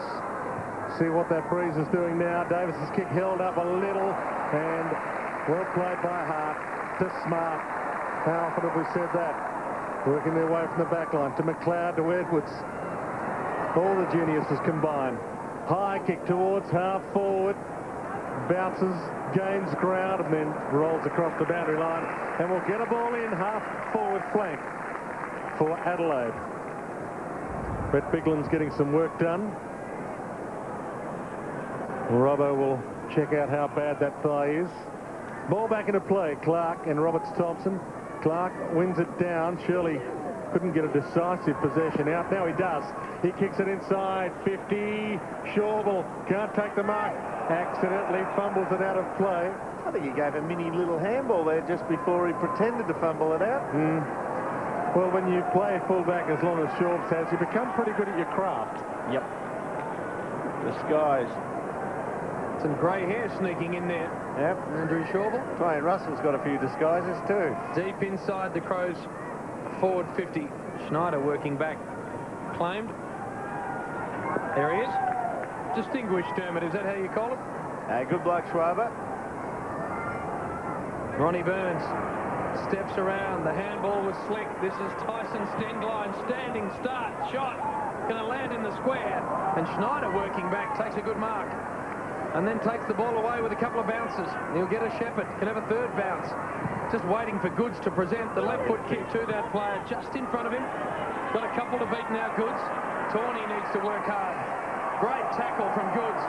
Tawney extricates himself out of there somehow. Gets it to McGregor. McGregor back down the line. McLeod to fly with a fist. And he gives away a free kick in the process. He's winded out of that crouch.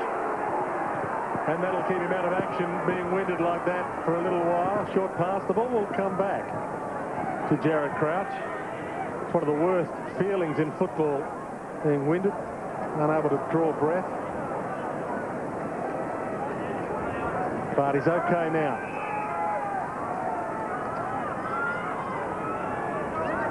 Jared Crouch with a job on McLeod because of his speed. won the grand final sprint last year. That's how quick he is.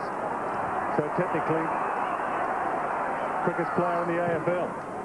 Kicks toward half forward. Rashudo edged under the ball by Kirk. Umpire saw it.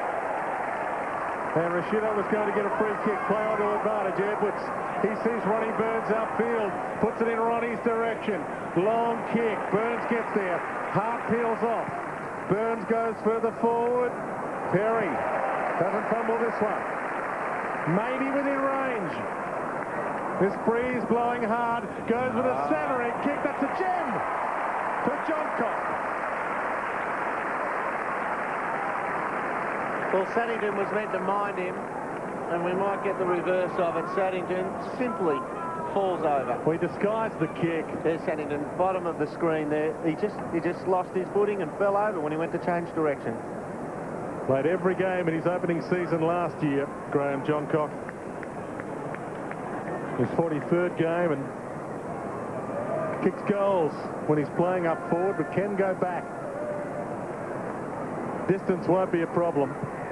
Drop Hart is beautiful off the boot. And Johncock's got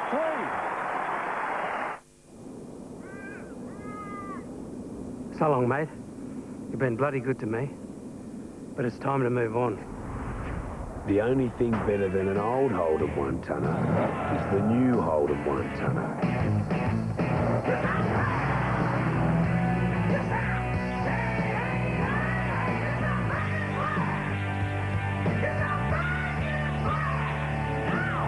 The Hold'em one-tonner.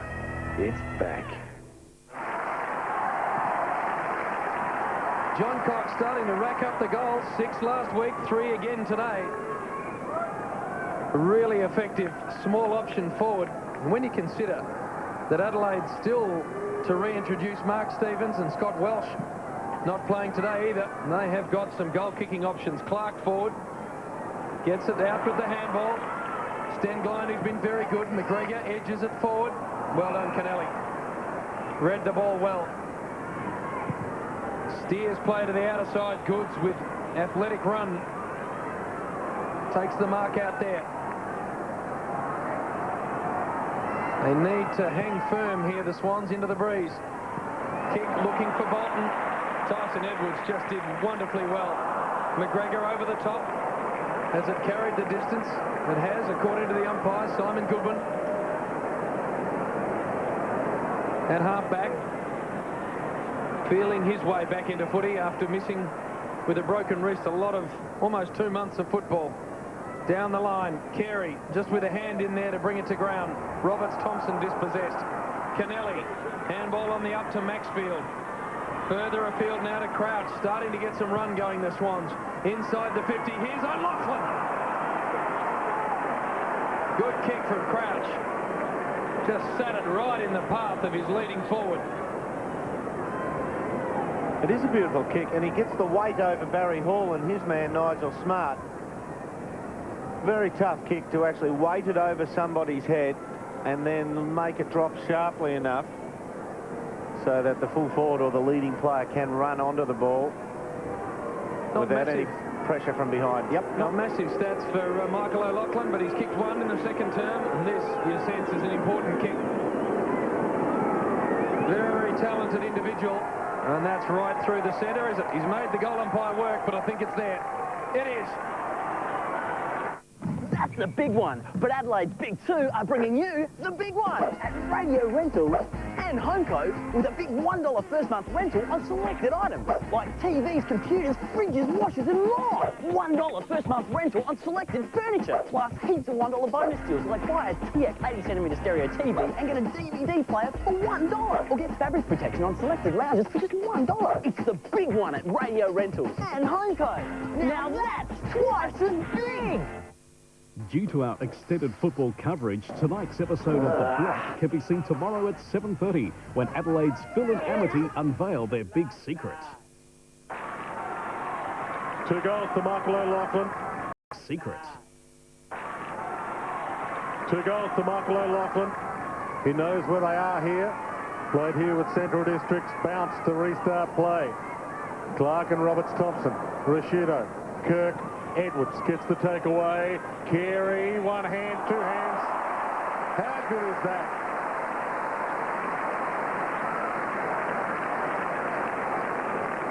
Little right-hand flick. Just brings it back into his own zone. Yep. Sannington's probably not a bad matchup for him if he plays him smart. If he looks for body contact early, Carey's going to do that to him. If he plays off him a bit and jumps over him, hook that one. Just plays off him a little bit. He'll probably fare a bit better because Wayne won't want to jump and won't want to mark it too high above the ground. He's always looking to initiate, as a forward, he's looking to initiate body contact and mark the ball with two flat soles on the ground. Must be enjoying life, Wayne Carey, because he said in that interview that I was talking about earlier, summer is my favourite time of year other than the football season. Doesn't leave much to dislike about the year, does it? Kennelly back in the Carey direction, got a fist in there. Good forward handball finds Williams. Couple of bounces from him and he'll do it again to Schneider. Great run. Schneider has a bounce. Look out because McLeod's coming. Stenglein also in there. And they bottle it up.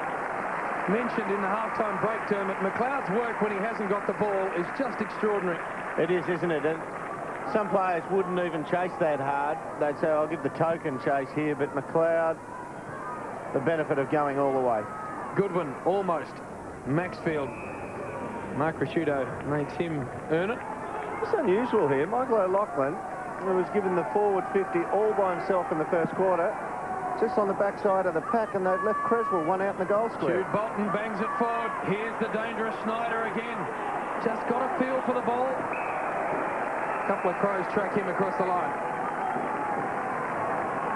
Yeah, they went with Creswell, ran to the goal square. I think it was against Tawney. It looks like a Begley. Now it's vacant, that goal square. Smart just drops back. Clark with the height advantage reaches down to Rasciuto, to Smart, to Goodwin, and now to Begley. From half-back flat, no one to go to. Virtually back into trouble, went to Goodwin. And he rolls it along the boundary line. That is as deliberate as you want to see it. And the umpire knew exactly that. Free kick, Swans. Had to play that, given the precedents we've had this year. Adam Goods. There's a bit of a channel there for Goods to kick into. Barry Hall will probably... Here he's on the lead now. That's the replay. Short to Craig Bolton. Too far out to score. Adelaide Crows flooding back into the various holes. Chip kick. They didn't cover that hole. And Davis will line up. Tough angle. And kicking against this breeze.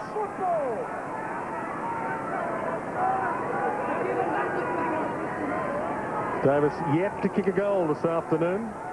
Amazing conversion rate this year, Nick Davis. Very good. 25 goals, 14. Kicked 31 goals, 22 last year. And will that come back enough? No. He knew what he was doing. Absolutely he did. You heard the crowd. He gave it that much lead to come back on. They thought it was going out in the full. But in the end, didn't miss by all that much. Paul Roos ponders what's ahead of him. There's Simon Goodwin in his own defensive area. Will go across the face. Shirley went to push off and then went to ground. Now he goes looking for Burton. Ball's just going to sit for him. Brett Burton inboard to Ben Hart. The linking run from Burton. Can have a bounce or he can just pump it long down the line. Does the latter. Laddams. Not a renowned forward marking option. That's a great tackle from Leo Barry. Puts his head into the turf and his brains managed to stay in. That's a pleasing result for Leo. Yeah, it's always better to walk away from a tackle with your head intact. That's it. Clark and Roberts Thompson. These some of the ruck woes the Swans have since ball's out of the picture. Davis steps through. Slides it down the line, but he got a little cute with it. I think the ball's going to come back. No advantage. And Roberts Thompson will take the free. A reload from half-back. Long kick from Jude Bolton. Crows with the numbers and Tawney over the top takes a good mark. in the swap for Kane Johnson, Tawney, and he'll be playing finals this year. Kane Johnson won't be. Maxfield, inside 50, one-on-one, O'Loughlin! Mr. Magic takes the mark at full forward, and the Swans are a chance here. McLeod just hurt a little in that Left marking ankle attempt. Yeah, when he comes down, just seems to favour that a bit. Should be all right. It just has amazing talent, this bloke, doesn't he? And Ben Hart is a straight-out champ. He's done it against the highest order of opponent there. Swans are kicking against the breeze in this third term, which is now 14 minutes old. O'Loughlin has 2. This should be a formality. We'll have to wait. He doesn't like it. Neither does the man that matters. Neither does he. This is what happened to Andrew McLeod. Don't normally see him get as airborne as that, and just landed a little awkwardly. That left ankle Dermot Brereton highlighted. Ball back in play. Rashudo. This will test the ankle. Not quite for McLeod. Goods with another forward 50 entry. Again looking for O'Loughlin, and almost finding O'Loughlin. Schneider now gets the kick going forward, just the wrong side of the post. The Swans, a good couple of minutes here at Amy Stadium. Gee, he is starting to really look dangerous now, Michael O'Loughlin. The last 2 entries inside forward 50 have gone to him in a one-on-one. O'Loughlin. Now, the umpires said that O'Loughlin infringed here. He looked to get a fair piece of the ball. Free kick slightly in Adelaide's favour. Wide kick, Goods flies, and the Swans are hot. Back inside 50 towards Hall, getting back McGregor. Plays on, and they're away. Edwards wide. Tawney peels. Looks upfield, carries the target. Can the King get there? Good punch away by Barry. Saddington, half-back flank. Barry, quick to bounce up. No one to go to with a kick, goes to Crouch. And Crouch should be happy to see that ball across the line because the Swans can get numbers back around it. Creswell comes off at the usual time, Robbo. Darren Creswell to the bench. Free kick picked out of that. And it's going to go to the Sydney Swans and Roberts Thompson. I think Robbo nodded an agreement there with you, Dermot. That's the change we're talking about. Roberts Thompson at half-back. No option but to go hard down the line. Good big fly from Jude Bolton. That's a fantastic mark. Goods is lurking down in the forward line now. It's pressed forward. Barry Hall. It's got a bit of space as well. That's the direction the kick heads in. Nigel Smart just gets rid of Hall. The testimonial player to the outer side, John Cock. Extremely quick. Ground coverage supreme. Handball inboard to Laddams. Lots of space at Amy Stadium. Laddams the long ball. Carey and Saddington, it'll get to them on the bounce. Carey allows it to go past. Saddington tracks the ball back. Handball inboard to Leo Barry. Back to Saddington. Over the top to Shawble. Now Fosdyke. Lays it across the body. And a good mark taken by Nick Davis.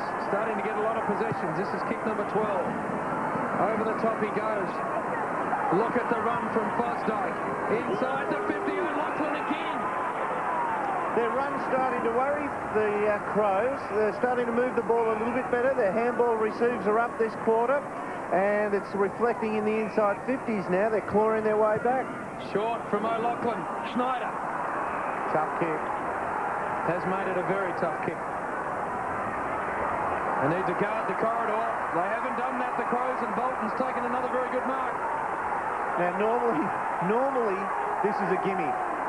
But with the swirly breeze out there, a midfielder who is not the safest of kicks, even though he has a good stock standard kicking action. Good grab. Taking a couple of big grabs, hasn't he? Yeah. This is the second one. This is not through yet. Really punch at this one. Jude Bolton. Important kick into the breeze for the Swans. He started it left He's got it coming back. Let's wait on the goal umpire. It's there. Well done.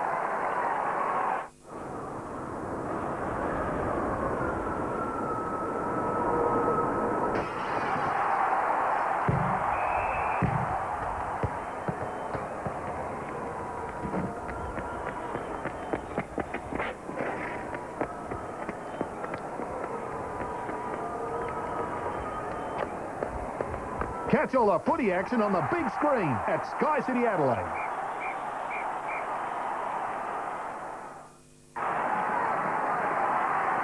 Back to a 14-point margin, and the Swans will come home with the breeze.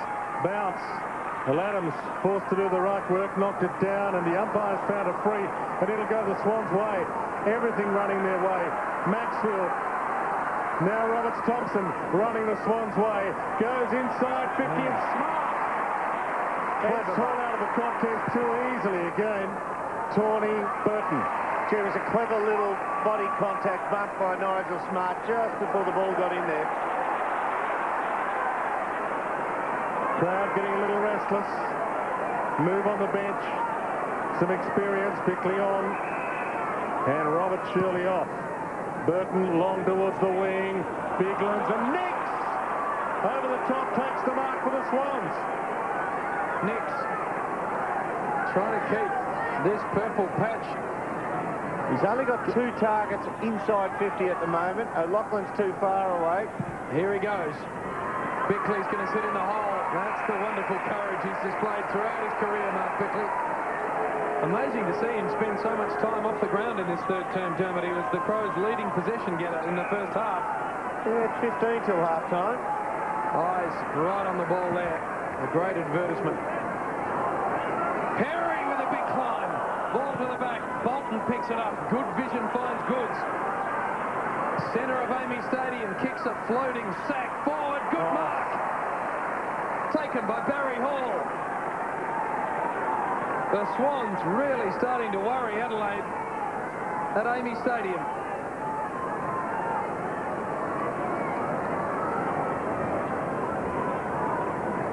Ian Perry has presented brilliantly all day, but there have been occasions where the ball just hasn't stayed in. Certainly stayed in for Barry Hall.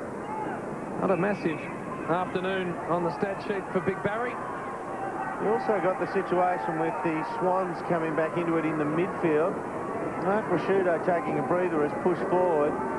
Kirk's kept him down reasonably well again today, only 10 possessions while he's been on him. This for goal number 1 on the afternoon for Barry Hall. They're in it. Drag the Swans closer.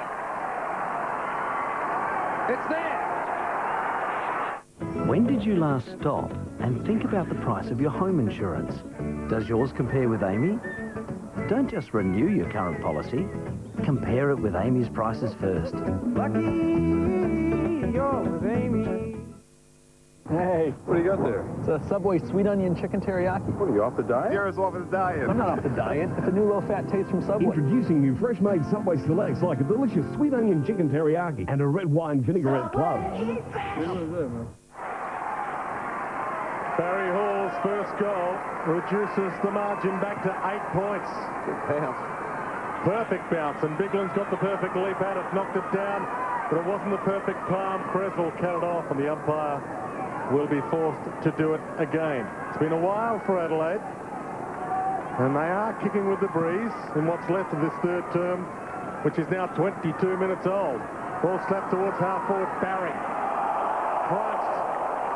And the umpire gives him a free. Midfield disposals this quarter, Dwayne. Sydney 41, Adelaide 24.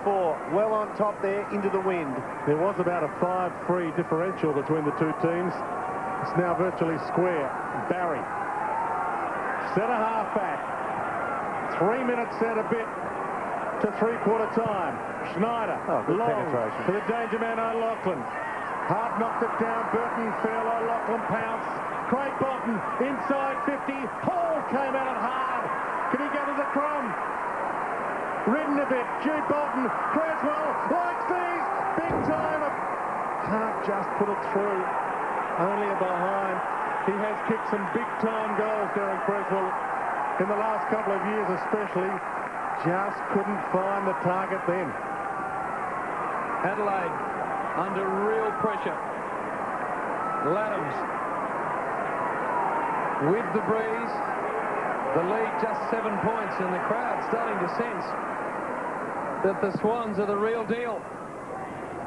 Left-footed long, carries everyone to the back, and Craig Bolton picks it up. He's done well on Burton since going onto him. Gets it to Nix. Steers it forward, finds Kirk. Got Roberts Thompson in the centre of the ground, ignores him. Going to be patient here. Just battening down the hatches at the moment, Adelaide. Kirk in short. Creswell too far out to score into the breeze, you would suspect. Well, they sit back with numbers, Adelaide, in this situation, so they leave someone like Creswell unguarded. Kick. Tawney will park himself underneath it. Barry Hall broken up and now picks it up and kicks a goal. The Swans are within a point.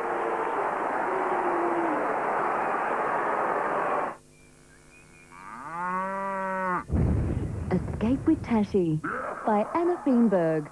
Or one of these for $5 with the purchase of any other book.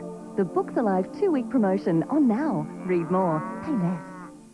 With our teeny-weeny personal loans, the repayments are just like the doors on your car, solidly fixed. And your loan will come with competitive interest rates and quick approval. Held it long enough in normal motion for it to be paid sometimes. Bigley's knocks it down to Stengline. Crows to half forward. Big punch away by Shawble. Laddams inside 50. Carey one-on-one. Make that Carey on his own. That's the one that Jason Sennington I was talking about. He's got to play off him.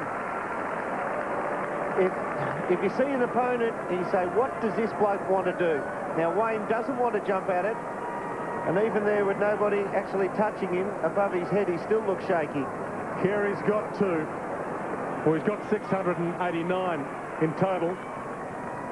But this third for the Crows, edging close to three-quarter time, ultra important. Monday, the block delivers their final rooms. And they're the rooms we've all been waiting for. Which couple will make a winning impression? Monday on the block.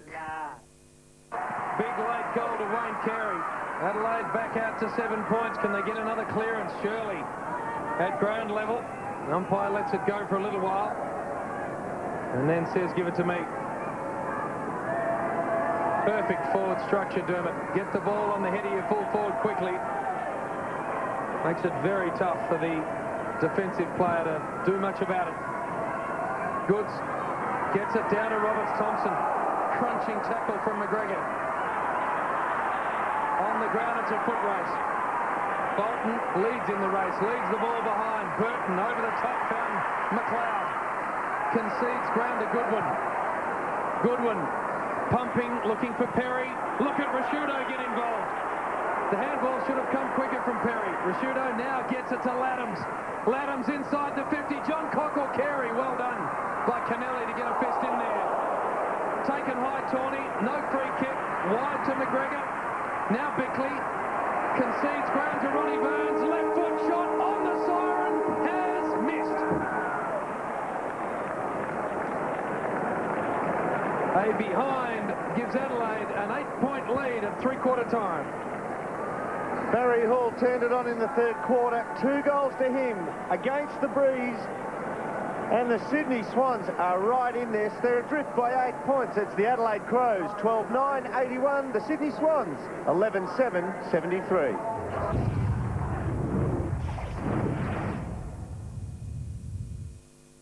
Weather update, brought to you by Morning Fresh, Australia's #1 dishwashing liquid. Fine at first before the frontal system moves in, reaching down south by about late afternoon and into the Mount Gambier area late evening. The showers staying around for Tuesday, clearing on Wednesday afternoon, and Thursday looks good, so go out and enjoy tomorrow, 19 degrees.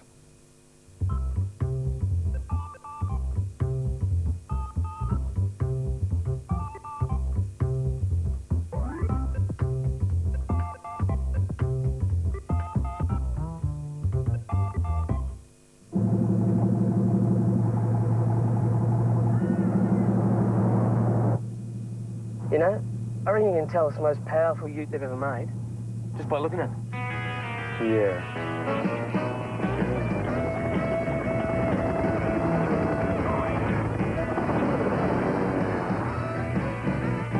I reckon we should take him for a run on the Salt Lake. The new 260 kilowatt Falcon Ute. It's unbelievably powerful.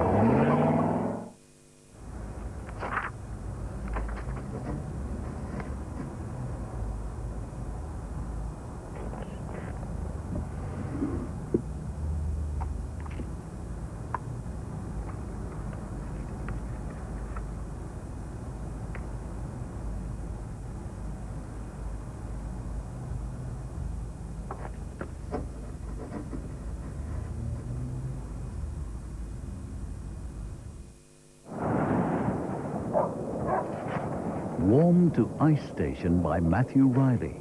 Or one of these, only $5 with the purchase of any other book. The Books Alive 2-week promotion, on now. Read more, pay less.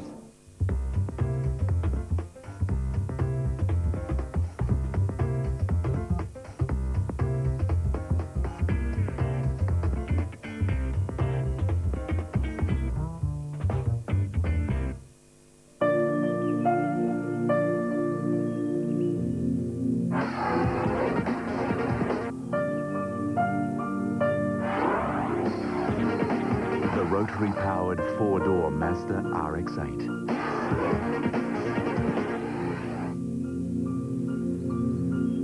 Zoom, zoom, zoom. RX-8.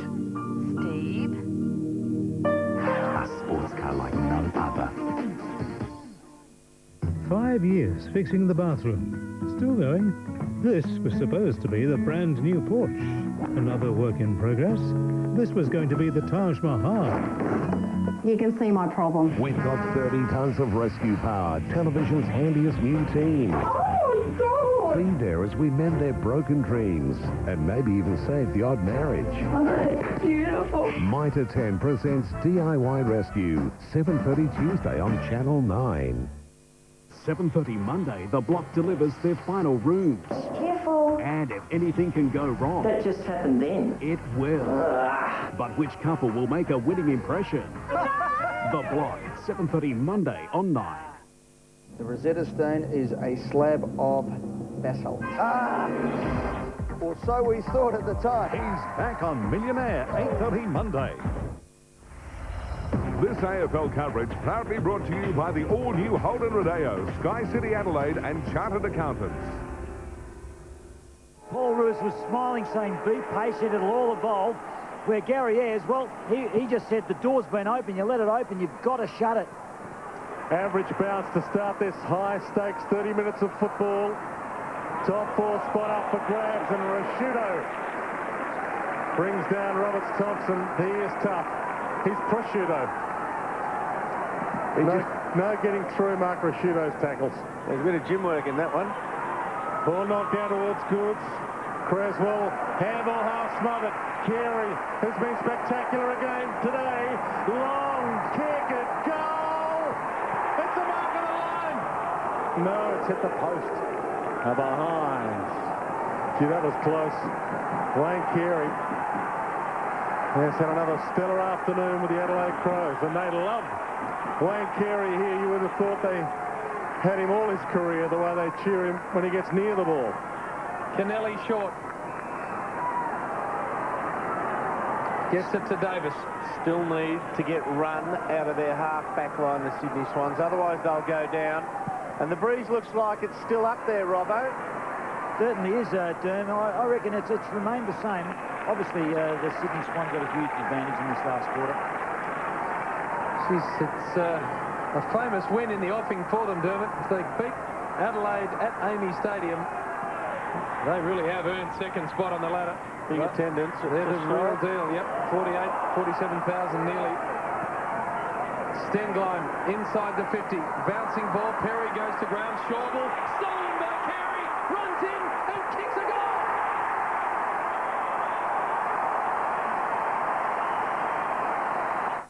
At Shields, we're going to fill your world with love. In fact, here's all your man needs to finally pop the question. Like a romantic 18-carat diamond ring from $299. or a magnificent ring set with 1 carat of diamonds from only $4.99. If your guy still doesn't get it, then you deserve these striking 9 carat diamond studs at only $49.95. Do you love diamonds? Great, because right now you'll find Shield's say yes to love and say no to hoo-ha. 88-73. Swans still with the breeze in this final term. Bigland's in the ruck. Down to Shirley. Couldn't get it aside. Foot kick away. Burns. Caught. Threw that away. Shirley. Corny. And we'll get a ball up on the wing. In 9 possessions to Wayne Carey, and you just know that you put those 9 possessions together, not one handball, because his foot skills are so good at just setting it all up. 5 marks. Just brilliant. Bigland's down. Williams gets it. Kirk worried off it. Shirley, who hasn't been too bad, wrapped up in a Roberts-Thompson tackle. Umpire blows the play dead. Crowd really starting to get involved now. Does make a big difference here. Schneider strips the tackle at 20, almost. Oh, Rashudo really lays into Bolton. Just had a real dip there, didn't he? Had a real dip at cleaning him up. Dangerous start. His head's over the ball, but Bolton goes inside the 50. Barry Hall, good mark. Had his own player to contend with in Leo Barry. See Barry with courage. It's all you ever see from him. And Barry Hall, just a wonderful pair of hands. Getting back to Rashudo and Bolton, Dermot, you've got to protect the man with his head over the ball. It's a correct decision. And when you look at it, he rarely makes the wrong decision, Mark Rashudo, but it's cost them a shot on goal. Barry Hall ignited the Swans in that 3rd term with a couple of goals of his own. Gee, there was some courage there by Leo Barry. Starting to feel it now. That's the shot for Barry Hall. Very gettable. Just inside the 50. Kick on the way. Beautiful kick. That's a beautiful kick. Hall's got his 3rd. Fantastic. We're rolling now. Sophie, I've got the winner of the competition. There's his number. Oh, he's cute.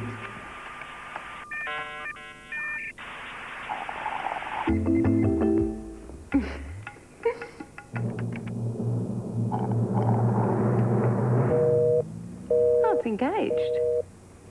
Don't miss important calls when you're on the internet. Be online and use your phone at the same time. For frustration-free internet, join iPrimus Broadband. Adelaide's lead cut back to 9 points. Centre-bounce clearances for the match. Adelaide 12, Sydney 4. Adelaide, will they get another one? No.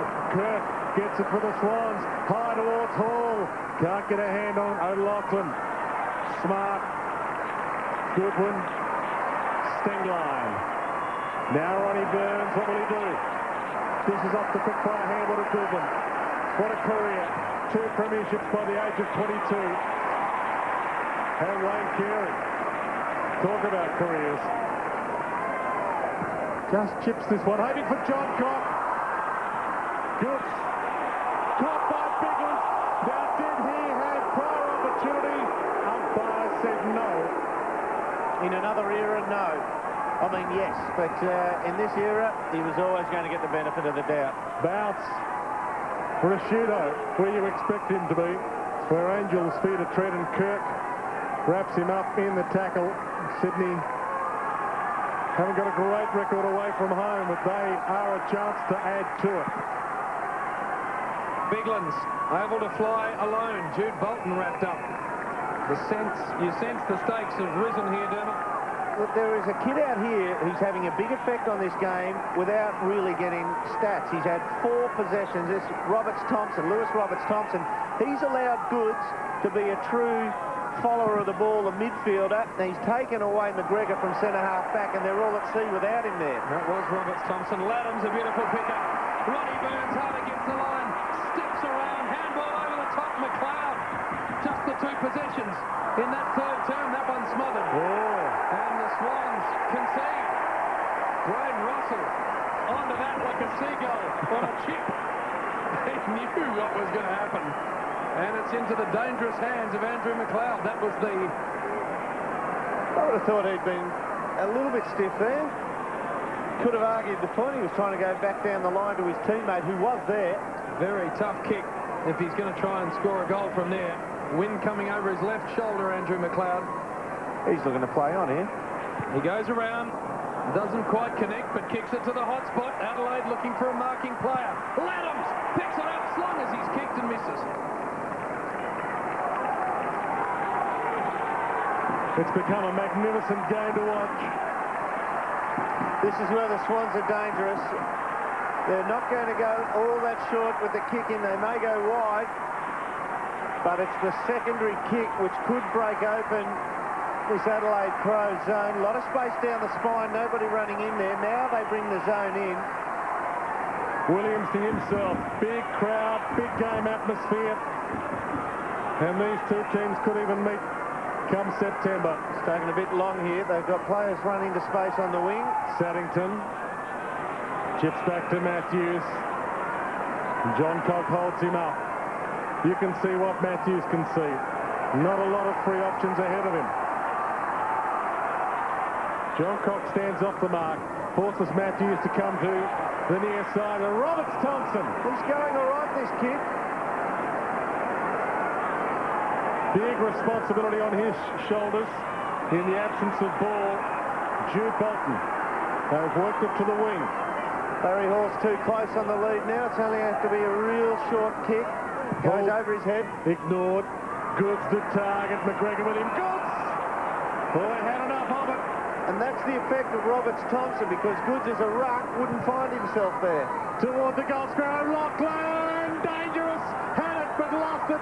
And it's dragged through off the boot of Ian Perry for a behind. Gee, had a lot of it then.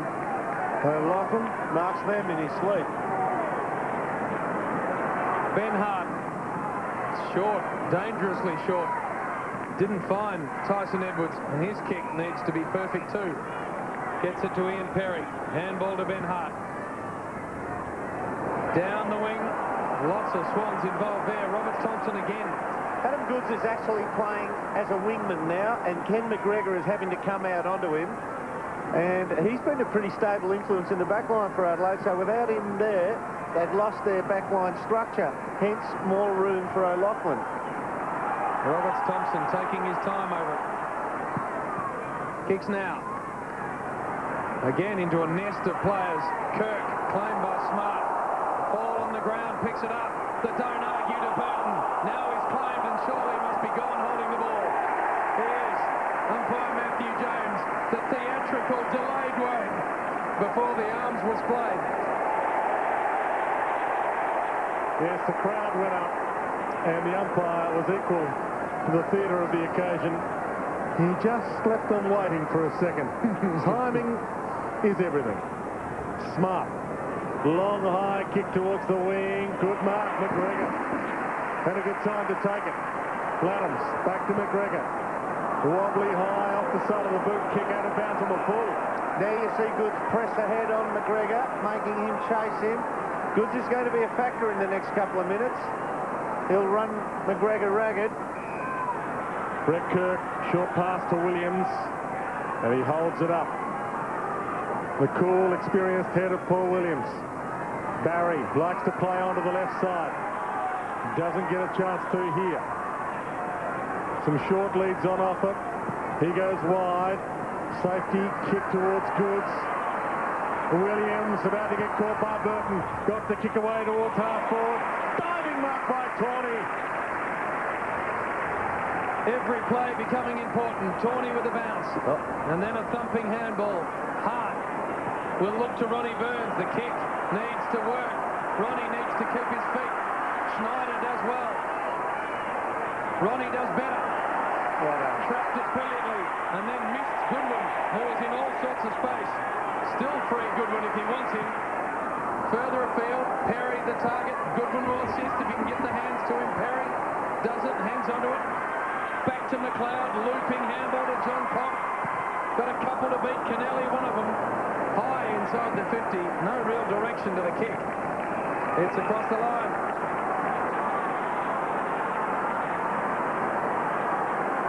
These two players collided. These two players have just come off. One into the ribcage here for Stewie Maxfield. Ball back into play. Goods. But the Swans virtually down a man as they replace those two. Umpire will bounce it and give them time. Well done by young Adam Snyder too. After he hit the deck, he got up and chased. Ronnie Burns just beat him with sleight of hand on the boundary, but he still chased him out of there. Adelaide by 9 points. Roberts Thompson got a hand on ball, but a tackle again, this time on Laddams by Barry, as we see Davis on the bench with Maxfield and Stevens.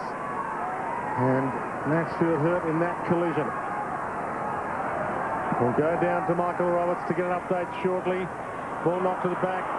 Jude Bolton caught. Good tackle as we go down to Michael Roberts. Yeah, young Schneider's just having a rub, but he actually got a bit of a knock, got the wind knocked out of him, but Maxfield also, so he's sucking the oxygen on the bench.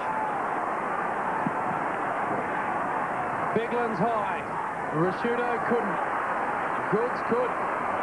And then misses the body with the handball. Kennelly in some real heat. Free kick. Jude Bolton. He did duck, but he was down there already. It's hot in the kitchen. Roberts Thompson.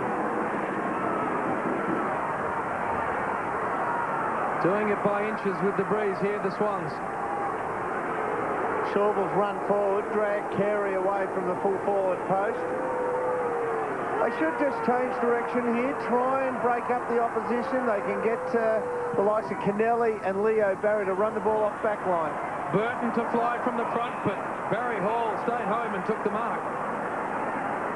Creswell comes up from the goal square. He'll try and decoy away from O'Loughlin. Play on called. Carey manages to get a fist in there. Tyson Edwards steps around Fosdyke. Short ball from that player's good to Bickley. The handball to the testimonial man, Nigel Smart. That characteristic running styles. He pumps it long, looking for Perry. To the front, Laddams lurking. Right foot shot on goal from Chris Laddams.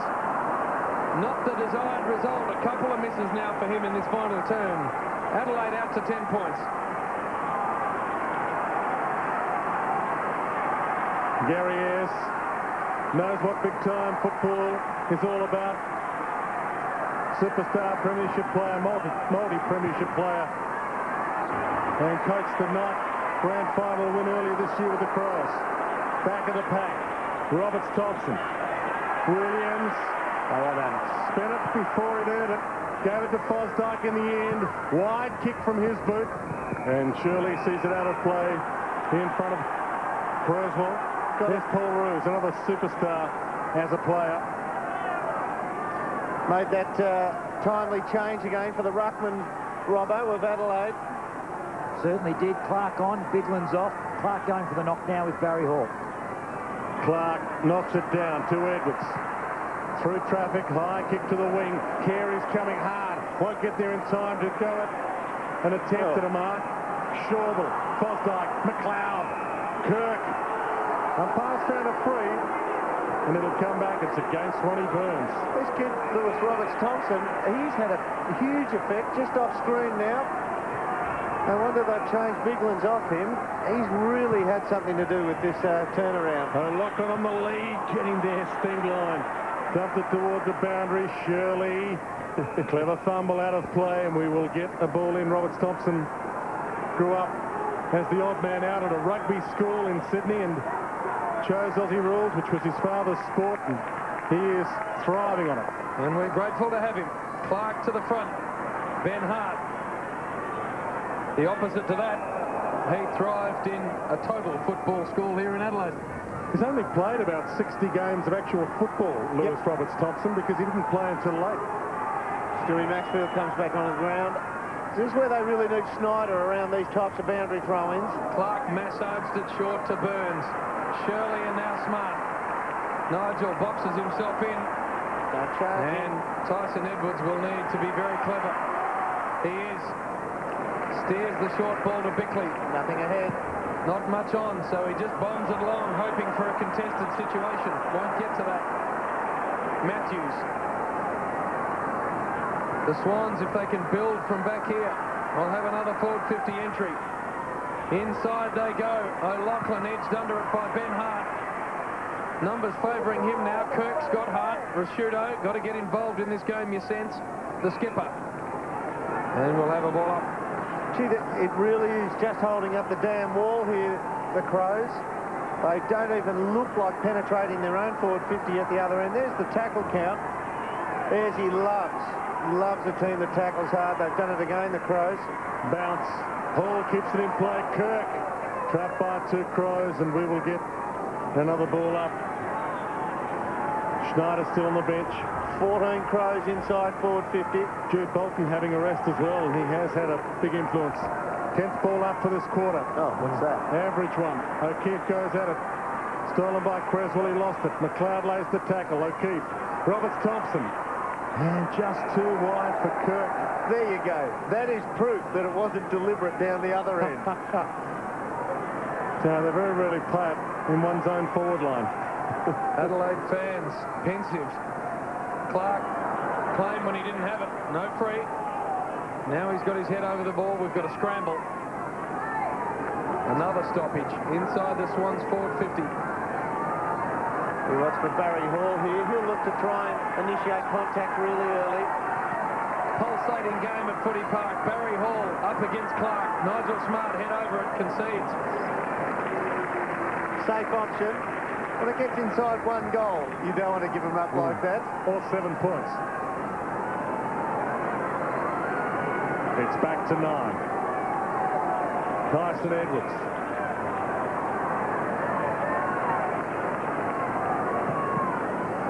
Long kick from fullback.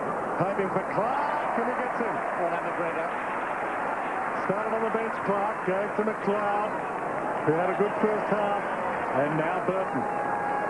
Bright sunshine now here at Amy Stadium. And the football gods have been shining on this match. Shorble to Carey.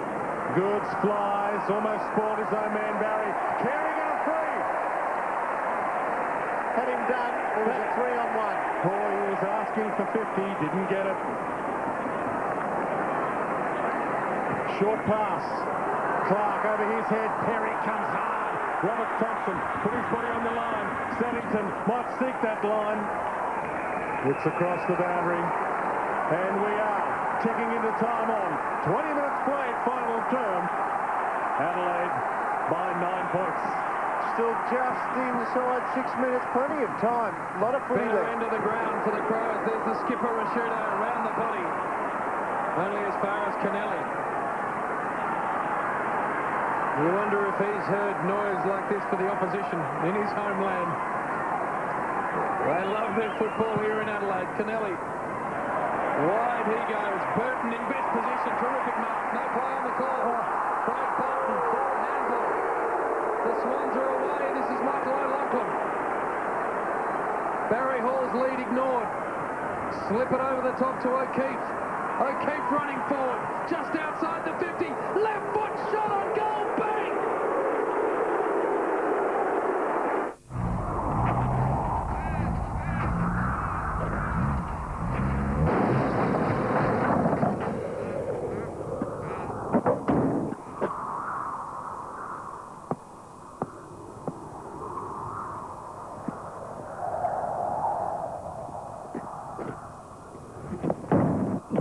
You know, he should be kicking himself for not taking it to an RAA-approved repairer in the first place.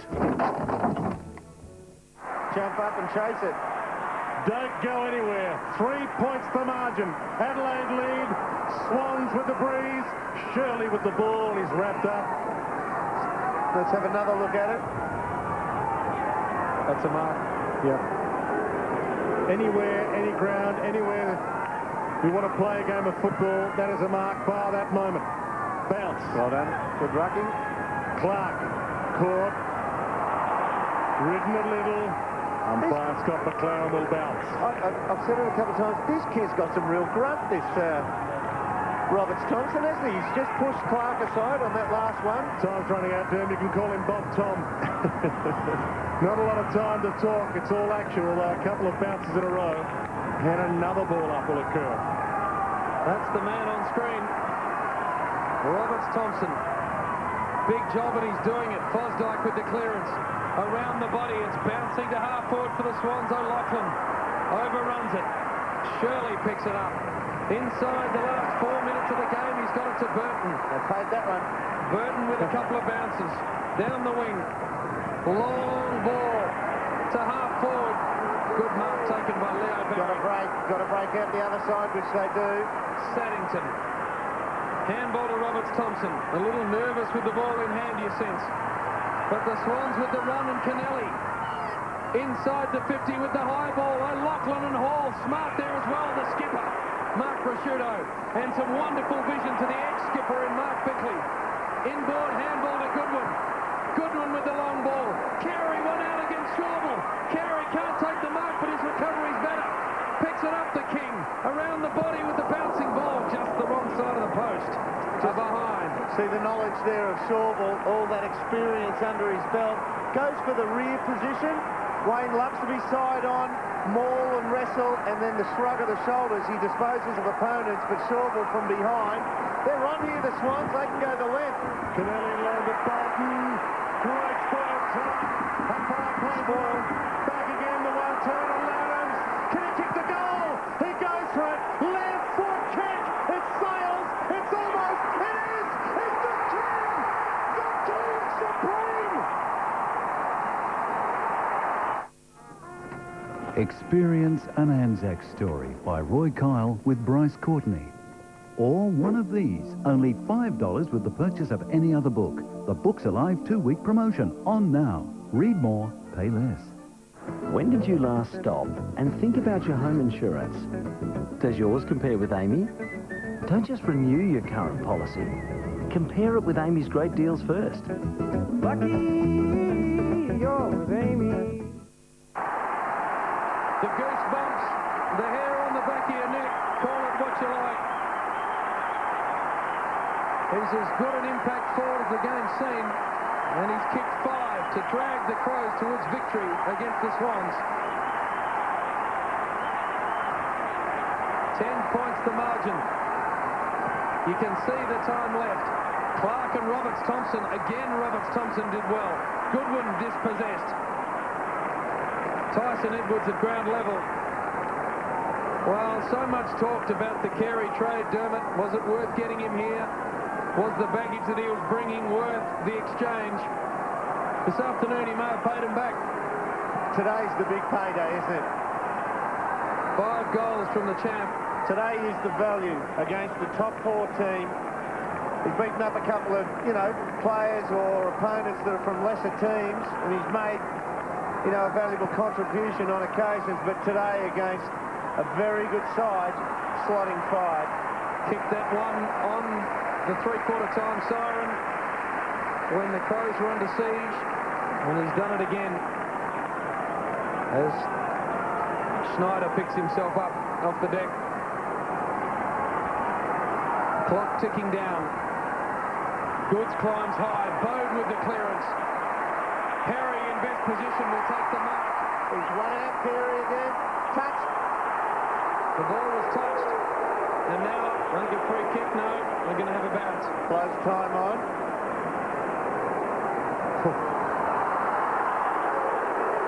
Been some good calls by some umpires. And that goal umpire's call on Carey, that last goal.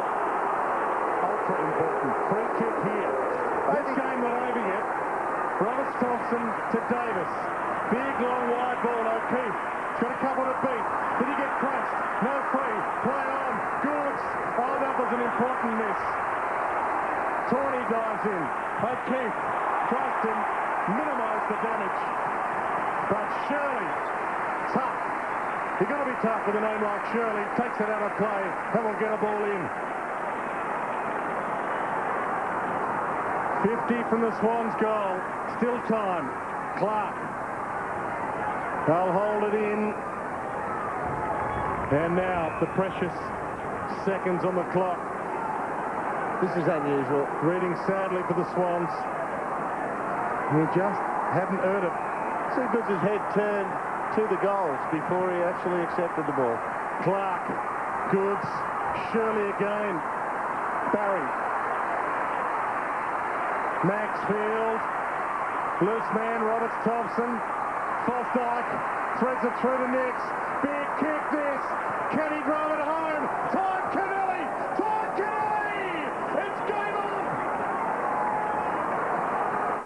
Tonight's tonight. It's monster trucks down under. And you smell the testosterone. Look at the muscle. Look at the air they're getting. Hang on a minute. Hold it, Rodeo. What the? The bigger, tougher, all-new V6 Rodeo. What seems to be the problem?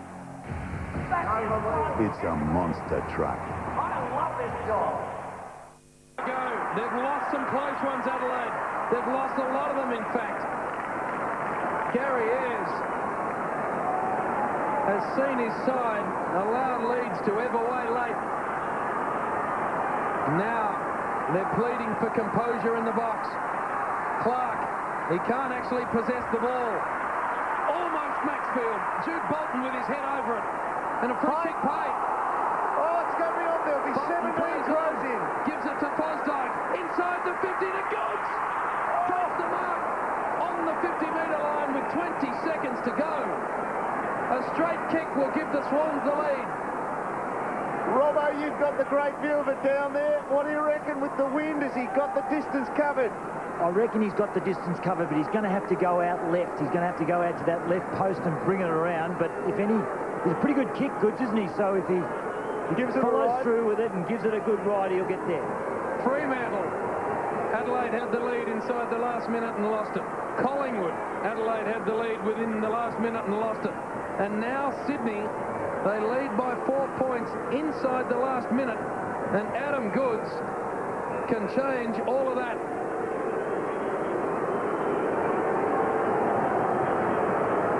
Number 37 from 55 metres out. Kick on the way is ugly.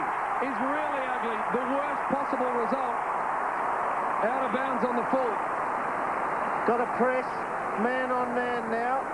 8 seconds remaining. Ben Hart Was it touched off the boot? It may have been touched off the boot. We're just waiting for the umpires to confer. No. If it was touched off the boot, that's the best possible result. Clark was the nearest man, and he's saying, Clark, you better take the kick. He's just going to have to go as close to the boundary as he can. Play will start when the umpire sticks the hand in the air again. Matty Clark's got Tyson Edwards on short. He's got to actually bring the ball back into play to get the clock started, doesn't Yep. You wouldn't want to shank it. This is a nervous kick for Matty Clark. Just higher to the contest. The clock starts. They need to bottle this up. Almost Schauble on the ground. They've got to get it clear, the Swans. 1 second. No seconds. So gone. Adelaide have won a drop.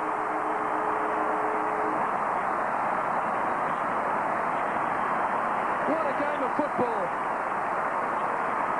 Fourth against second, and it was every bit of that. Well, a win to the Crows, but they certainly did it the hard way, getting up by just 4 points. Don't forget, Monday night on National 9 News, we'll talk to Crows coach Gary Ayres about the game, and hopefully we'll find out what went wrong in that third term. Thanks for joining us today. Please stay with us and enjoy the rest of the evening here on 9.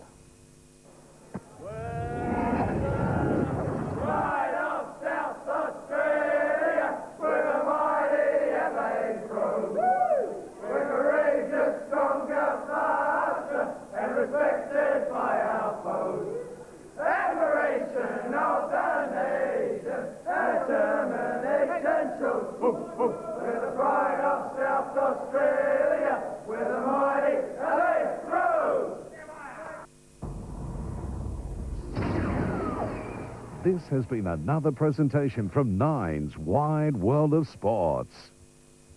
AFL Premiership 2003, proudly brought to you by Carlton, brewed since 1864, and our telecast sponsors, Chartered Accountants, CA, Employ Our Thinking, Primus Telecom, delivering the real value of communication, Sky City Adelaide, the place to see footy on the big screen, Crazy John's, to the best deals in mobile phones, Radio Rentals, South Australia's biggest electrical retailer, and Amy, lucky you're with Amy.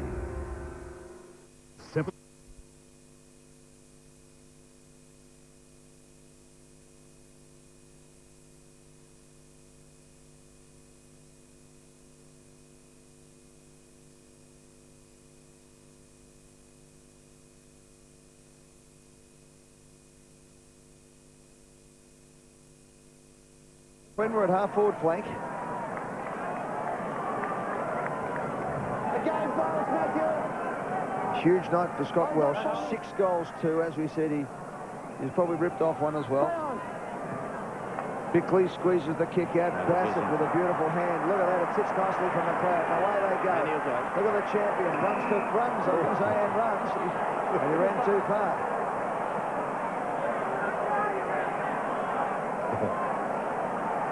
It's a bit too far.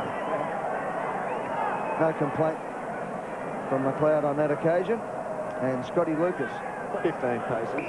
One of the few times that Scott Lucas will get a free kick for running down McLeod, you would have thought. A kick to Reynolds at half-forward flank. Inside the 50 goes the kick. Lloyd came up, didn't get to the footy. Hacked out of there by Smart towards the outer side. Leading back is Bolton. Will it stay in for him? Well, he tries to keep it in, flicks it along the line. McPhee goes back to Bolton, has to stretch and is marked. Only about 35 metres out. Mark Bickley's had another good night for an old bloke. He's getting on in years. He's won plenty of footy. He's got a punt rule. Hey. Up he's got one. Get him off. Umpire McInerney. He's a vampire. What happened there? Well, he might have taken the crowd's advice to swallow his whistle. Meanwhile, back at the match, Bolton tried to play on. He's got RSI the whistle. This is getting weird. 2.5 minutes out. Blowing a valve. He's going off. Is he? No, he's been changed to the back pocket. Clark goes after the footy. He's been rested. That's good as his now, that, isn't it? He goes the kick around the outer side. McPhee drops it. Keeps it in. And gets the handball away. Johnson takes on a would-be tackler and goes from 50 long towards full forward. Lloyd at the back. Didn't get to him. Pushed across the line. Interesting, talking about Andrew McLeod, who was the man last seen closest to that umpire. He copped a week for charging Matthew Lloyd, round 4 last season. Of course, that had repercussions later in the year. In all seriousness, though, Shane McInerney, I mean, that's free-flowing blood, and very rarely do you find umpires make contact with players, but it does happen. He might have bit his lip. It does when they wear the white gear, that's for sure. Doom, you mentioned that the West Coast Eagles only got 4 that day. They also had the most in round 1. 30 is the record. Oh, we're pressing 4. So we're right on the edge, right on the verge of a record tonight. With Adelaide on 29. Oh, here comes the trainer out now. With Dr. Peter Larkins. Have you got something? Maybe some hemorrhoid cream. Yeah, there's no reason why he shouldn't get the same treatment that a player gets. But this year they're allowed to fix him on the field. Looks like he's doing the same. We got it. We've got the free kick. There's the 30. We've equalled the record for the year. Bradman-esque. With a minute 45, can we break the record as Bowes marks in the back half-back flank? That's my first witness of a double ton, I think, in umpiring terms. Oh, they'll sleep well tonight, the umpires. So what's the deal with the umpire? We assume because he's not in contact with players that perhaps he stays out there, but he does handle the football, doesn't he? Yep. He did seem to wash away pretty quickly, so it might have been superficial. Welsh up the ground in defence, taking a kick that time. Bolton, there's the other Welsh, over the shoulder, in hope. Laddams got it away. Begley, well tackled. McPhee did well, heard the voice. McGrath, back to Welsh. From half-back towards the wing. Big claim at the back, Tawney almost reeled it in. Burton, like his game, breaks away. Oh! There's the free kick. Yes, the record. That is silly. That will be a report. Why?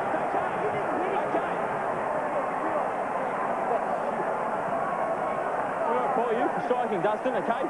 Dustin, I don't care, I'm reporting you for striking. Now there's 50 seconds left in the game and they're getting flogged. It sums up the night. And the Bombers, they've been... Well, I said that in the third quarter, Gary. Reporting you for striking, okay? Okay, Dustin Fletcher. Yeah, I don't think there's much in that. I mean, it's clumsy and it's stupid to do it right now. I don't know if he's made great contact, but it's irresponsible as a senior player. I think that arm is looking like Rashido's nose. They're playing Brisbane next week. 50 seconds left on the clock. 40 points down. Says a lot. But he just looked like he was not right tonight. He was cranky. And the one he put on Brett Biglands, which gave a free kick back into the centre of the ground. There's Wayne Carey on screen. Self-indulgent nonsense again. It's just make yourself feel good, get a bit of frustration out. Don't worry about the team. Big hit for Rashido. Not there. And people say, Gary, that we're harsh on Essendon. I know my son is an Essendon supporter. He gets into me all the time. But, I mean, they bring it upon themselves. Why, with less than a minute to go, would you bother? You can only comment on what you see, and they have been undisciplined, giving away solid free kicks. And this thing now, they got Brisbane next week. He's a critical part of the team. He puts it in jeopardy. Well, the coach has said it. Well, exactly. It's not as if it's us. I mean, as you said, we're only saying what's happening. But we're 50 seconds on the clock. We've still got 30 seconds to absolutely pulverise that record. Well, the record's at 31, and as we saw, good to see Wayne Carey back out with that knee stretched up, bandaged up as Lloyd gets it out. Forced tonight on the left boot. Out wide, 10 seconds and counting. And the Bombers will just want this to finish as quickly as possible. 7 seconds left on the clock. We have a throw-in just outside the Bombers attacking 50. It's been a sorry night for the Bombers tonight. Have a look at this. This is the angle that is the main one, and don't know what part of not much in it. Yeah, look, from that angle, he's probably got a case to answer. Oh, I'd let him off. Solomon's kick forward, and that's it. And James Hird sums it up. Spits the mouth guard out, shakes hands, and says, let's get out of here, because the Adelaide Crows have celebrated a magnificent victory tonight. They have defeated the Bombers by 41 points.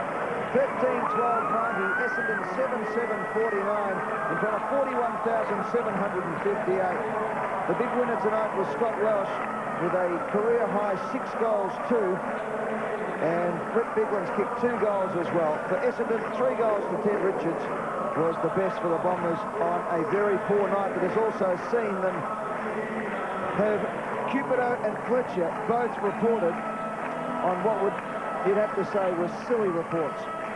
Absolutely. There's no need for either of them, let's say that. I mean, the tribunal will be the judge, but capped off a terribly disappointing night for Damien Cupido. Didn't fire a shot, badly beaten by Tyson Edwards, and then Dustin Fletcher, who we commented on throughout the course of the evening, wasn't great. But take nothing away from these blokes. They set the scene in the first quarter, magnificently led by the captain, Mark Rasciuto, in the conditions. And they had a fantastic finisher in Scott Welsh, and he's with Tony Jones. Yeah, good on you. Thanks for that, Gary. Well, Scotty, it wasn't much of a night weather-wise, but you were running hot. Yeah, it was pretty cold and pretty windy night, but we knew Essendon were going to come out here pretty fiery. It's not a performance sort of game, and we were just up to the challenge. 6 goals, you'd have to be happy with that.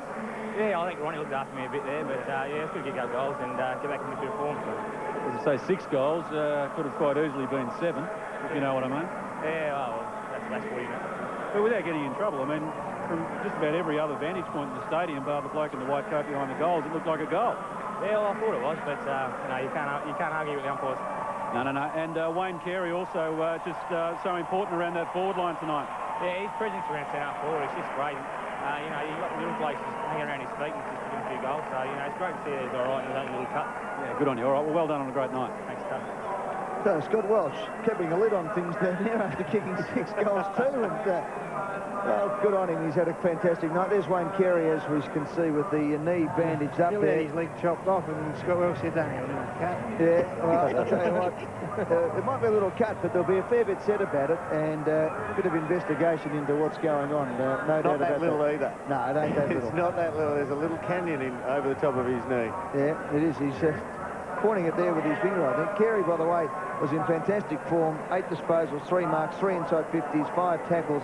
But did a lot of the hard bullocking work and knocking out and just little taps here and there and running blokes under the ball and knocking it front and square. 8 Carey possessions at centre-half forward in the last 2 weeks have been worth 15 or 16. They're constructive. They bring other players into the game, and almost immediately the next possession on gets a shot at goals, or better, a goal. Upside for Essendon, of course, was James Hird. It looked like he might have had a bad elbow injury. Was okay. Snapped back into possession pretty well. And Scott Bassett gets to lead the Crows off the ground in his 100th game, as the Crows have won by 41 points. A very good win. Nathan Bassett, brother, from Stockholm, my apologies there. Nathan Bassett, his brother Scott, of course. So well done to Nathan Bassett. His fantastic career so far. Yeah, he is. He's a good player, isn't he? Get off, quick, run. I'm getting off. He's kicked 18 career goals. Traded by Melbourne in 97 draft. We'll take a break. We'll come back to wrap up for Holden, Dermot Brereton, Gary Lyon. Adelaide 13-12-90, Essendon 7-7-49, and for the moment, the Crows...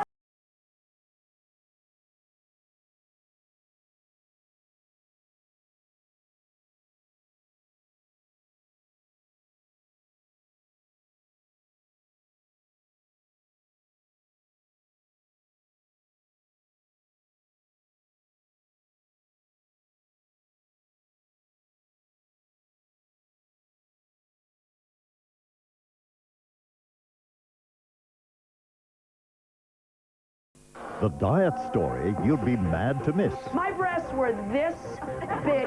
Grilling the world's top diet gurus.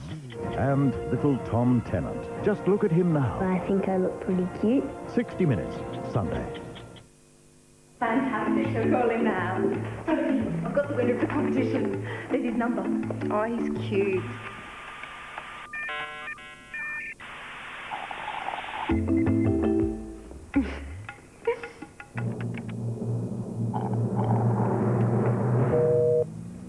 Engaged. Don't miss important calls when you're on the internet. Be online and use your phone at the same time. For frustration-free internet, join iPrimus Broadband. Adelaide's two big teams are bringing you one big offer. Yes, right now at Radio Rentals and HomeCo, you can bring it home interest-free. Save on TVs, DVDs and computers and pay no interest till 2006. Save on dining settings, lounges and recliners and pay no interest until Right up South Australia, where the mighty Adelaide grows. We're courageous, stronger, faster, and respected by our foes. Admiration of the nation, and determination shows. We're the pride of South Australia, where the mighty Adelaide grows. And well may they enjoy that, the Adelaide Crows, because they were the pride of South Australia tonight. They're on top of the ladder. Of course, everyone else has got a game in hand, bar the Bombers. 18 points at quarter time, 33 at the half. The Bombers at least won the third quarter by 5 points, but then it got smacked in the final term as the Crows ran out winners by 41 points. It was a big win for the Adelaide Crows, and Tony Jones is with the man who made it his night tonight, the skipper, the Roo, Mark Rasciuto. Well, Mark, congratulations. Nice to get in the warmth at the moment, but pretty emphatic win. Yeah, it was a good win. I thought Essendon were in really good form the last 2 weeks and knew it was going to be a tough game. So to nearly double their score tonight was a big effort in those conditions. I was going to say that, you know, they had a pretty horrendous record in terms of playing outside of Victoria, but it's still Essendon, isn't it? Oh, yeah, and they were playing for a final spot. So I guess the conditions helped us a bit. We've played in it a bit the last few weeks, and they probably don't get too much chance to play in it being at Telstra. So it was an opportunity that we took full grasp of. And you were out of the blocks early, I think, rattling up something like 13 possessions in that first quarter. Yeah, well, I didn't know that, but I knew I had a bit of it. But the boys played well. There's a few blokes had jobs tonight, and I think they did them pretty well. And we're probably lucky that Jason Johnson pulled out. He's been probably their best player this year. So, as I said, we took the opportunity well. You came off for a bit of a rest in the third quarter, and they banged a couple through Essendon. Whose call was it to come back on, yours or the coach's? I got the call to come off, and I got the call to go back on from the coach. So, yeah, that was no worries. I needed to have a spell, but we knew that they'd come out after half-time at some stage and have a rally because they were playing for their season. So, yeah, they did that and put a bit of pressure on us, but we got on top of them again, which was good. Well done. Thank you. Speaks well, Mark Rasciuto, and I tell you what, there's some people out there who are suggesting he's a big smoky for Brownlow medal votes, and I reckon there's 3 tonight on top of whatever he's got up until this stage. So just a good omen bit. He's right under the umpire's nose too, because he gets right in, he gets the ball out, and then he's just dynamic the way he gets the kicks and kicks long goals. It's the other thing he does. He doesn't handball often, Ed, and kicks it a long way, and that is something I reckon that sticks in the eyes. A lot of those little handballs end up 35 touches for blokes. They don't see half of them. And big tackles. He does all the hard things in football. No doubt about it. All right, well, another bloke who's done very well to get to 100 games tonight. He led the Crows off the ground, and that's Nathan Bassett. He's down there with Tony Jones. Nathan, well done on the ton. Yeah, thanks. Yeah, it was a tough night, but the boys played well and we had a good win. They came back, didn't they, Essendon? It was a bit hairy there for a while, and I guess in a way you lost momentum when Wayne went off, and also Mark, and suddenly it was not panic stations, but it sparked you back into action. Yeah, look, they're a good side, and we expect them to fight back at some stage, which they did. You know, the crowd went a bit quiet, and I think we were a bit shell-shocked for a while when Wayne went down, but you know, it was good. It's good that he's all right, and we got over the line pretty well in the end. You're playing with amazing confidence, as in the team in general. Would that be at an all-season high, do you think, your confidence at the moment? Yeah, not sure. I mean, we played well tonight. We didn't play that great last week. You know, just same old adage, one game at a time, and you know, it was a good performance tonight, and hopefully we'll play well again next week. Well, next week, Freo over at the House of Pain, and I think you thumped them by 56 points in round one, so a repeat performance would be nice for you, bloke. Yeah, I don't think it's going to be quite that easy. Freo's been playing good footy, and I don't think they've lost too many times over there this year, so it's going to be a tough game, but it's one that we believe we can win. All right, well, good luck for your 101. No worries, thanks. Good on you, Tony. Tony Jones here with Nathan Bassett. And, well, may he say they feel pretty confident because they're playing excellent football at the moment. Of course, the one sad note was Wayne Carey injuring that knee. There's the Bombers. Plenty of sour notes down there tonight. And more than anything, I think, is the report of Cupido for rough play against Tyson Edwards. And, of course, Dustin Fletcher in the last 50 seconds of the game for striking Brett Burton. As the Crows go through their stretches, let's go back down to Tony Jones. He's with the coach, Gary Ayres. Yeah, and flying high at the moment, Eddie, that's for sure. Gary, we spoke before the game about injuries and suspension sort of depleting your forward line a bit, but you wouldn't have known tonight the way they responded. Oh, they've been pretty good all year, Tony, really. Like, for probably half the year, we've had 2 or possibly 3 of our what I call major strike force weapons in the forward line, and the guys have been able to butter up and fill some holes when needed, so I think that's a good thing to have, and the guys are pretty keen to keep in the side because we're getting our injury list back to reasonably small. Touch wood, hopefully that continues, and I think the guys desperately want to stay in the senior 22, so the pressure's coming from within. Can we get a bit of a feel as to what goes on in the box, like when a guy like Wayne Carey goes down, he's just laying there, and then it becomes apparent it's a knee injury. Are you keeping tabs on that as a coach, or do you just have to follow the rest of the game and sort of like get information later, or do you just down tools and just find out what's happening with him? Oh, no, the guys are pretty good, actually. We've got a good system that as soon as they know, they let us know via the bench, and, of course, then that comes up through to the box. So all we heard was that it was a knee injury, so obviously you don't want to have the worst happen, so to speak, and then when it came back pretty quickly that he just gashed it, well, everything seemed to be pretty reasonable. Easy, Gary Lyon. Congratulations. It was a terrific win right from the word go. Your structure looked terrific, particularly up forward. Welsh had a night out, of course, but with Carey there, John Cock and Ronnie Burns around the mark, it looked dangerous every time you went forward. Yeah, I thought so, Gary, and I think with the conditions too being pretty blustery and squally, and with perhaps the thought of rain as well, I was pretty pleased that, in a way, that Ian didn't end up playing, because at least we could go in with probably 5 mediums and 1 sort of tall in Wayne, and Scotty Welsh just works extremely hard, and the other guys certainly complemented each other with their work rate. Even someone like John Cock didn't get it on the scoreboard, but he certainly, from a defensive pressure point of view, I thought he was terrific. And if you're going to play a small forward line, that's what you need on a night like tonight. Yeah, for sure. And the longer Wayne plays, I guess, John Cock and Burns and the like, they'll start to realise that he's going to be a pretty good provider for them. Other positives, and there were heaps of them throughout the night, was the form of Brett Burton up around the wing, who's been great since coming back from injury. And he just led you so very well when it was tough in that middle second to third quarter. He just kept getting the footy and gave plenty of drive. Yeah, that's true, and I think what Brett's done in the last 5 weeks, Gary, is just show a little bit of control and maturity, and you know, he's really been around the mark now for probably 4 or 5 years, and I think he just needs to show that maturity and calmness when he gets the ball, and that's a credit to him. And we've certainly had some really good performances across the wings in the last month, which I think just helps take the heat off the midfield a bit as well. And Gary, Brett Burton, you've reinvented him, haven't you? He's had another 30 possessions tonight. I think he's averaging just on 31 or just under 31 possessions for the last month. He's playing great football. Yeah, he is, Eddie, and look, he's playing pretty smart footy at the moment too, and the second quarter and third quarter was all about patience and perseverance and just the persistence, because everyone knew how much was on the line for both clubs. And you know, the guys that played out there tonight, and especially our defence too, I thought they really played extremely good control footy. You know, Nigel Smart on Matthew Lloyd, Kenny McGregor on Lucas, Tyson Edwards on Cupido. They were all matchups. Even Benny Hart on Hurd in the first half, I thought, went our way. So they were all pivotal matchups in the course of the game. One final one for you, Gary. Just the official injury on Wayne Carey's knee, and a supplementary question, if you like. Time to get rid of the square goalpost? Yeah, that mate will get those very big paddings anyway. But with Wayne, I think he's just got about a dozen stitches in the kneecap, mate. So I haven't spoken to the docs as yet at this particular point in time, but it's obviously opened up the knee a little bit. But how much as far as what happens next week? We've got 9 days, so with a bit of luck, hopefully he'll be right to play Fremantle next week. Just on the goalposts, they've always been square here for some reason. They're round from memory everywhere else, aren't they, the goalposts? Yeah, they are, mate, and maybe we need those ones that Jason Ackermanis hit up in Brisbane a couple of weeks ago, the real big fat ones. Well, they want the big mattress around the bottom of them. Exactly right, mate. Good on you, Gary. Congratulations, mate. The Crows going great guns at the moment, and thanks, as always, for joining us on Friday Night Football. Cheers, Eddie. Thanks, Good on you, mate. Gary Ayres, one of the gentlemen and superstars of the game, and coaching beautifully at the moment. Thought he coached very well tonight as well.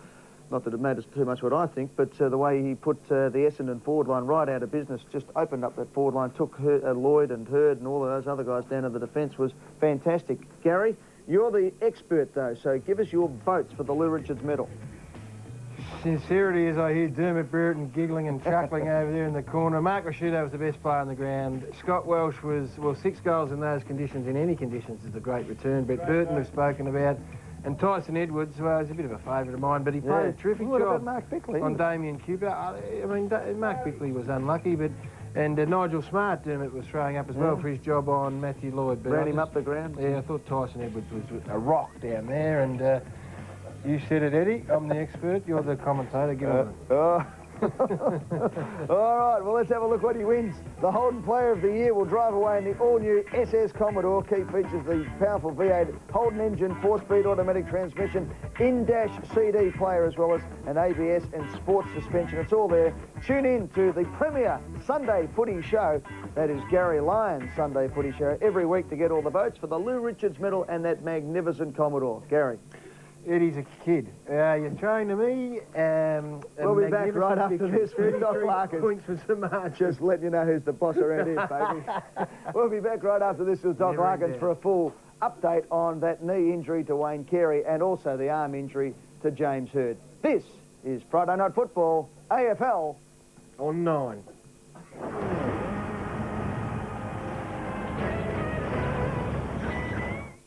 On 9 Sunday Football, it's Brisbane and Hawthorn live at 12:30. Then the Power head east on a demolition mission. Port Adelaide, the Bulldogs live 1:30 Sunday.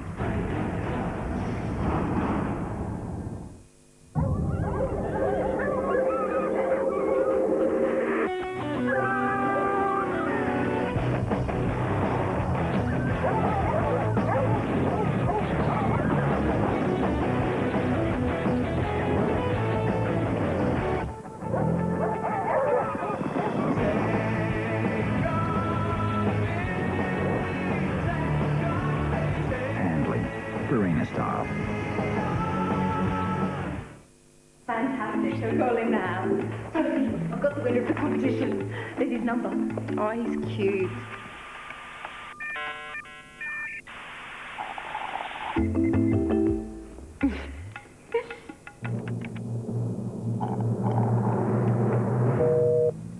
Oh, it's engaged. Don't miss important calls when you're on the internet. Be online and use your phone at the same time. For frustration-free internet, join iPrimus Broadband. Adelaide's 2 big teams are bringing you one big offer. Yes, right now at Radio Rentals and HomeCo, you can bring it home interest-free. Save on TVs, DVDs and computers and pay no interest till 2006. Save on dining settings, lounges and recliners and pay no interest until 2006. Save on washers and fridges and pay no interest till 2006. Save on beds and bedding and pay no interest until 2006. But only at Radio Rentals and HomeCo. Now that's twice as big. When did you last stop and think about the price of your home insurance? Does yours compare with Amy? Don't just renew your current policy. Compare it with Amy's prices first. Lucky you're with Amy. How do we rescue our home? With Mitre 10 DIY deals like this Warrior cut-off saw, $149. Plus this Hella halogen heater, $44.95. Plus Right Grow potting mix at under $3. All that adds up to 10 out of 10. And you can't beat 10 out of 10. Mitre 10. Catalogue out now.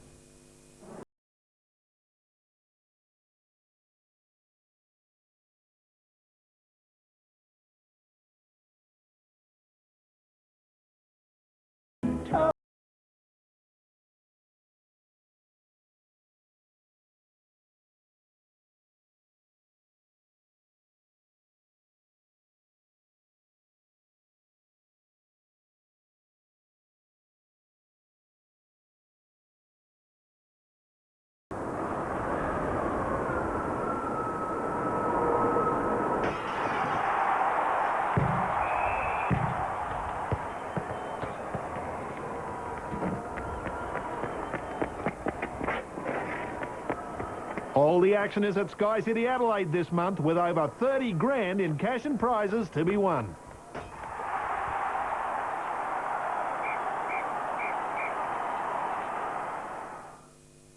Crime in our schools. Not even security cameras are safe from thieves. A series of attacks that we seem to have been having after dark. Tomorrow at 6, a growing suburban dilemma. We really don't want to turn the place into a fortress. Coming up on Nightline, 5 arrested as police rescue a kidnapped Sydney businessman. And cancer shock for teenage pop star Delta Goodrem. That's next. Welcome back. Final scores. The Adelaide Crows victorious over Essendon by 41 points. The Bombers just can't buy a win away from Victoria in the last couple of years. So a huge win by the Adelaide Crows. Let's go down to Doc Larkins now. And Pete, it's a big story. 12 stitches, we're told, from Gary Ayres in the knee of Wayne Carey. Now, how significant an injury is that? Well, there's more to that, of course, Ed. And certainly we saw, not content with knocking over Adelaide defenders, he had to try and knock over the post. They got a big laceration over the front of the kneecap. We've heard 12 stitches in that. Remember early in the season, Ed, Wayne was having the knee aspirated, having fluid drained off it regularly. Had an arthroscope after round 7 on the same knee. Therefore damage behind the kneecap. So not out of the woods yet, because he's actually really crunched the kneecap into the woodwork again on the goalpost, and he will have bruising behind the kneecap, so they're going to evaluate him tomorrow and just to see whether or not he gets that swelling again. But we do know it did trouble him early on in the year, and eventually he had an arthroscope after round 7, as we know. So Pete, sorry, mate, just on this one, the stitches, 12 stitches, how easy are they to split? I mean, 12 stitches, it seems to be an awful lot, and it looks like a deep cut. It's right over the fulcrum point of the front of the knee, Ed, because when you're bending the knee, of course, right at the centre of the kneecap, every time you bend the knee any angle, you're pulling the skin apart, so it's a slow area to heal as well. But look, if he keeps the knee straight, that won't be an issue. I'm sorry, I didn't see that coming. No, it's a bit hard, Pete. You have to have eyes in the back of your head. But feel free to give him a backhander. The derm is supposed to call, you know, you're hot. Oh, anyway, but tell those blokes to go home, will you? He didn't even break stride. But said, look, it'll heal up, and if it's just the skin, but as I said, just remembering that that's the same knee he's had trouble with all year with the swelling and the arthroscope. Of course, the other one, James heard in the 4th quarter, gee, look, this looked like it was going to be worse. He slides in, Tyson Stengline comes in, and I think what saved him, he hyperextends the elbow, but what saved him was that the actual arm was able to slide a little bit on the wet surface. So he will have stretched the ligaments. He did play on, and he didn't seem to favour it too much. So you might expect that it wasn't too much. But, gee, I think Essendon will be having a very close look at James Hurd's elbow tomorrow just to make sure he hasn't got a serious injury out of that. But it looks like it won't be too bad other than a bit of a stretch. But just on Carey again, how many weeks do you think he'll miss with that? Look, it wouldn't surprise me if he misses 1 or 2, Ed, simply because I reckon the knee will swell because of that history he's had with the cartilage behind the kneecap being damaged previously. And when you whack the kneecap like that, even in a healthy knee, you expect it to swell up for a few days and miss a week or 2. So he's already got a history with the same knee. Pete, we've just found another one here. Just have a good look at this one, an injury that happened late in the game. Just tell us what happened here. Ed, I'm assuming that it was just late in the... And it was just sort of a slow reflex from a player who's been out of the game for too long. Did not break stride. That is why he is an Olympian. I tell you what, in Melbourne, he's got an adoring crowd behind him of 40 or 50 people. Here, they got footies chucking them at him. Yeah, he's an Olympian. Tony Jones is a shocker, isn't he? Well done, Peter. I bet you your mum sitting home in Geelong tonight wouldn't have thought her son, the Olympian, who studied to be a doctor, he's been the president of the Sports Medicine Association, he's getting footballs bounced off his skull. But didn't flinch, I hope, Ed. No, you didn't at all, Pete. You did well. Show the opposition. Exactly. You want to get down to Geelong and get a game then, mate. Let's have a look now at the... I wasn't having to go at the Cats. Yes, was it? Oh, okay. Here's the ladder. The Crows have gone to the top, but of course everyone else has got a game, bar the Bombers, who are now 2 points, and with the Kangaroos a game in hand, could be 6 points outside the 8 if the Kangaroos, and of course if Collingwood win going forward. They'll certainly... Fremantle-Collingwood game becomes massively significant tomorrow, and particularly for Collingwood. If the Pies can win, they can really jump up with a percentage and get away from Essendon in 9th position. It also gives Hawthorn now the chance to go past the Bombers into that spot and be the contender to make the 8. So plenty of big games yet to come. Boy, are they big, let me tell you. How big, Gary? Massive, Edward. On the MCG tomorrow, your boys are up against the Freo Dockers. A bit going on between the rival camps, so that'll be interesting. Massive. Richmond, last chance. If they get beaten there, they'll pull down the front road over. West Coast take on Carlton. Pretty one-sided, you'd think. Sydney up there against St Kilda should win on Sunday. The Brizzy Lions take on Hawthorn. Kangas and Melbourne will be a tight one, and you wouldn't expect Port Adelaide to drop another game against a team towards the bottom end of the Look at this, the Sunday Footy Show ratings, I tell you what, have gone off the Richter scale. Congratulations, Gary, you've gone from walled lollies to chocolates with this show. It's magnificent, and look at the lineup of guests.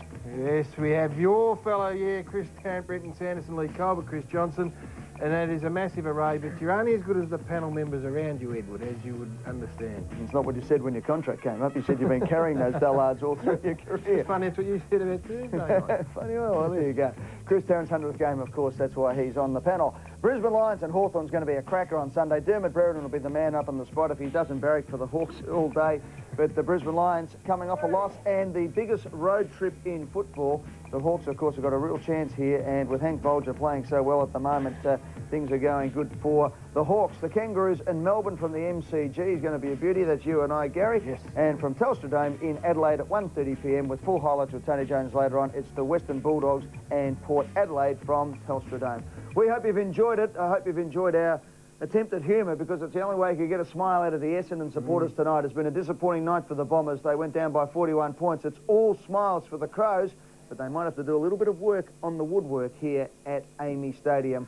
Square posts don't go into a round hole. No, and Adelaide were very, very good tonight. They certainly were. This is Friday Night Football, AFL on 9.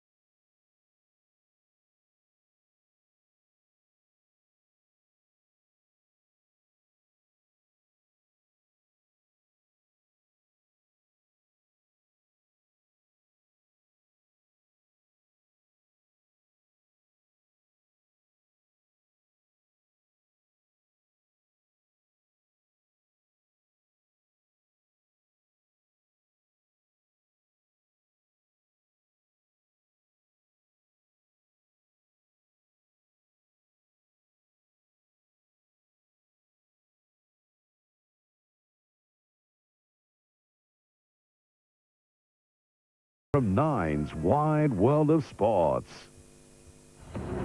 AFL Premiership 2003, proudly brought to you by Carlton, brewed since 1864, and our telecast sponsors, Primus Telecom, delivering the real value of communication. Mitre 10's 10 out of 10 DIY deals to the rescue. Sky City Adelaide, the place to see footy on the big screen. Amy, lucky you're with Amy. Radio Rentals, South Australia's biggest electrical retailer. And Carlton Draft, draft beer at its best. Wednesday, we pay tribute to the man they call Mr. Football. The stars of yesteryear lock horns alongside Russell Gilbert, Shane Warner, umpire Sam Newman. The Don Small Goods E.J. Whitten Legends game, 8:30 Wednesday on 9. Monday, direct from the hit series The Block, it's Amity Dry and her first television performance. Plus Tony Martin, Mick Malloy and Judith Lucy. When it's too hot to handle, you know it's McCallum tonight, 9:30 Monday on 9.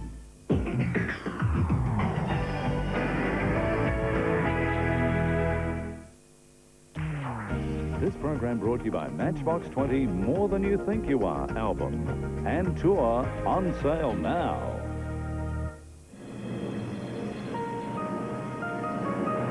From National 9 News, this is Nightline with Hugh Remington.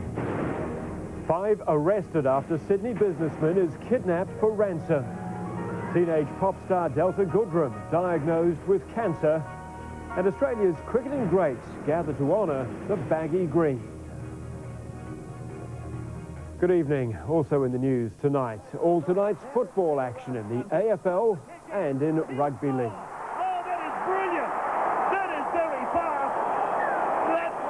But first, police in Sydney claim tonight to have foiled the kidnapping of a prominent businessman. A few hours ago, police raided a property in suburban Hurstville, arresting 5 men. The allegedly abducted businessman was freed. It's alleged a $600,000 ransom demand had been made.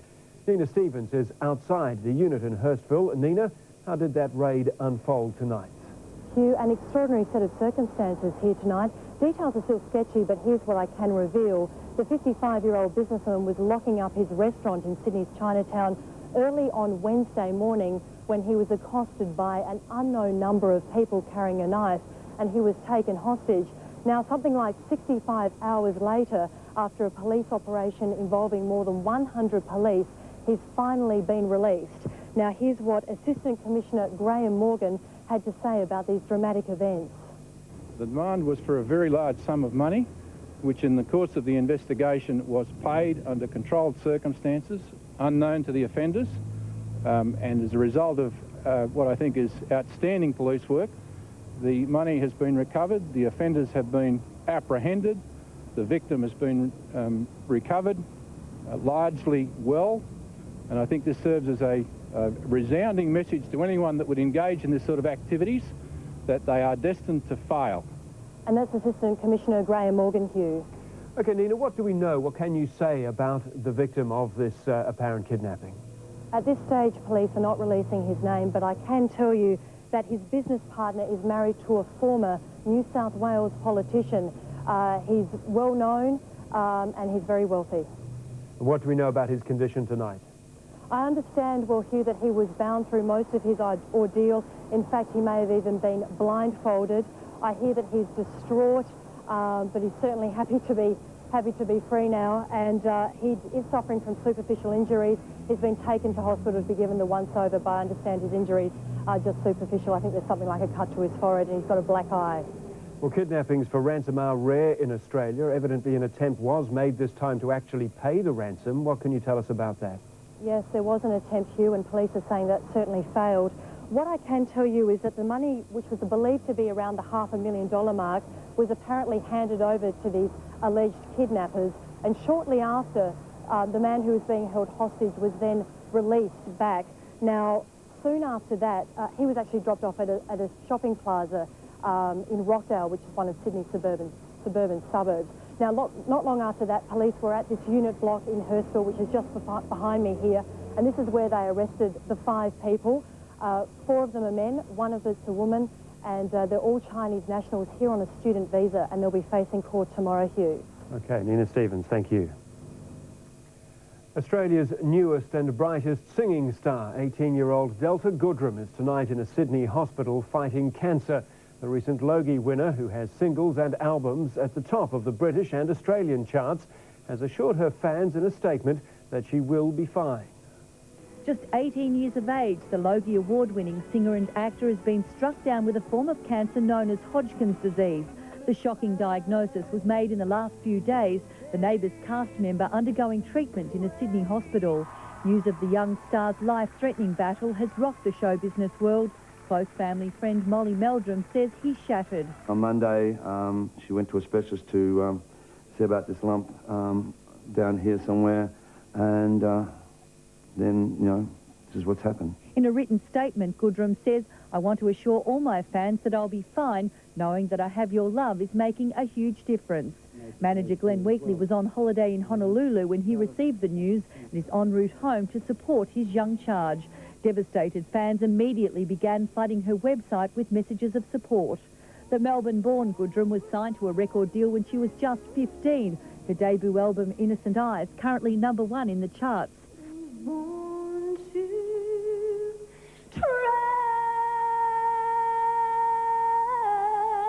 Her acting career leading to a Logie for most popular new female talent. It can happen, dreams really can come true. Already popular in the UK, Goodrem was planning to try her luck in the United States before her health crisis. Doctors treating her say while testing continues, early detection has made the outlook positive. She won't have to try to get over this because she will get over it. Sally Pickering for Nightline. It's a club that everyone who's ever had a backyard has dreamed of joining, the ranks of Australia's Test cricketers. Tonight, most of that band gathered in Sydney to celebrate the legend of the baggy green cap. Most of Australia's 197 surviving cricketers were at tonight's dinner. Those of yesteryear mixed freely with today's superstars. In an age of high profiles and egos, the oldest stole the show with modesty. I was the most boring cricketer that Australia ever had. With many Australian cricket caps lost or auctioned off over the years, the goal of tonight's ceremony was to give every living cricketer a baggy green. And who better to present them than the game's greatest tragic? To the greatest game that man has ever devised. Some names were virtual unknowns, others evoked memories. Since 1877, when Charles Bannerman received the first baggy green, 385 Test players have been bestowed that ultimate honour. Last year, Martin Love became the most recent. In between, a roll call of our cricketing greats, including the greatest of all, and the current captain, whose battle-scarred and beer-stained cap remains his most prized possession. It's had a few minor alterations, but that's what I love about it. It's got memories in it. This month saw one of Don Bradman's baggy greens sell for $425,000. Got any of his line in the backyard? No, I haven't. At 91, Bill Brown is our oldest surviving Test cricketer and has seen the cap grow in value and stature. Quite frankly, you'd see them lying on the dressing room floor, you know, way back in the good old days. With cricketers from 7 decades here tonight, like the wine, tall tales and yarns have started flowing. And like an epic Bradman innings, they're bound to continue well into the night. Andrew McKinlay for Nightline. To other news now, and 3 Australian spy agencies have now conceded they knew a key claim used to justify the war in Iraq was based on dodgy information. The Prime Minister says he still has enormous confidence in Australia's intelligence community, but as Laurie Wilson reports, his political opponents are smelling a rat. It was a key claim by the Prime Minister in the battle to win over public opinion for a war against Iraq, that Saddam Hussein had tried to buy uranium to build nuclear weapons. Not only was it not true, now it's emerged that 3 of the country's intelligence agencies knew that might be the case, but none of them chose to tell the government. It's either unbelievable incompetence or it's a culture that has now developed with this government where awkward information is deliberately kept away from senior ministers. First it was ONA, the Prime Minister's own intelligence assessment group, then ACIS, the Department of Foreign Affairs overseas spy agency, and now the top-secret Defence Intelligence Organisation, the DIO. It's been confirmed they all knew of US State Department doubts about the claims, but not one of them apparently considered it necessary to pass that on. Do you agree an error has been made here? Oh, well, obviously it would have been better if this had been brought to my attention. Mr Howard insists he retains complete confidence in Australia's intelligence community, but the opposition says it's not our spies, but the Prime Minister himself who must come under question. What we have now is a pattern of behaviour on the part of the Howard government and John Howard, a pattern of behaviour which is very fast and loose with the truth on fundamental matters of national security. There's been no intention on my part to deceive or mislead the Australian people, none whatsoever. The Prime Minister claims the issue has been blown out of all proportion. His opponents clearly disagree. It's simply not good enough for the Prime Minister to say that this is an old issue, we've moved on and it doesn't matter. Laurie Wilson reporting for Nightline. In what's believed to be a first in Australian history, 4 people have appeared in a Melbourne court charged with slavery. It relates to the alleged use of Thai women at a Melbourne brothel. 44-year-old Paul Pick has been accused of keeping a sex slave. Come on, get out of my way. What is this? He fronted court today with 40-year-old Wei Tang, her husband 49-year-old John Davies and 36-year-old Domporn Tremonthan, who police allege lured 6 Thai nationals to work in this Fitzroy brothel as sex slaves. I think any reasonable person would find it abhorrent, and I certainly did. The Australian Federal Police arrested the group separately in overnight raids on the brothel allegedly owned by Ms Tang and Mr Davis, and private homes including this one in North Balwyn and another in Fitzroy. It's broken new ground in that, yes, it's a first in that we've been able to lay these charges. This afternoon, Ms Tremonthan, an unlawful citizen, was remanded in custody, while the others were freed on bail, which the Australian Federal Police did not oppose. The Australian Federal Police are looking at the issue more generally. This is just one of a number of investigations we've got underway. The federal government says the arrests send a strong message. If you engage in sex trafficking, you will be caught, and if you're caught, you'll be facing very serious penalties. I don't think anyone realises the extent of this trade in Australia, and that's why we have the Australian Crime Commission looking at it. The group will reappear in court in September. Rachel Hodder for Nightline.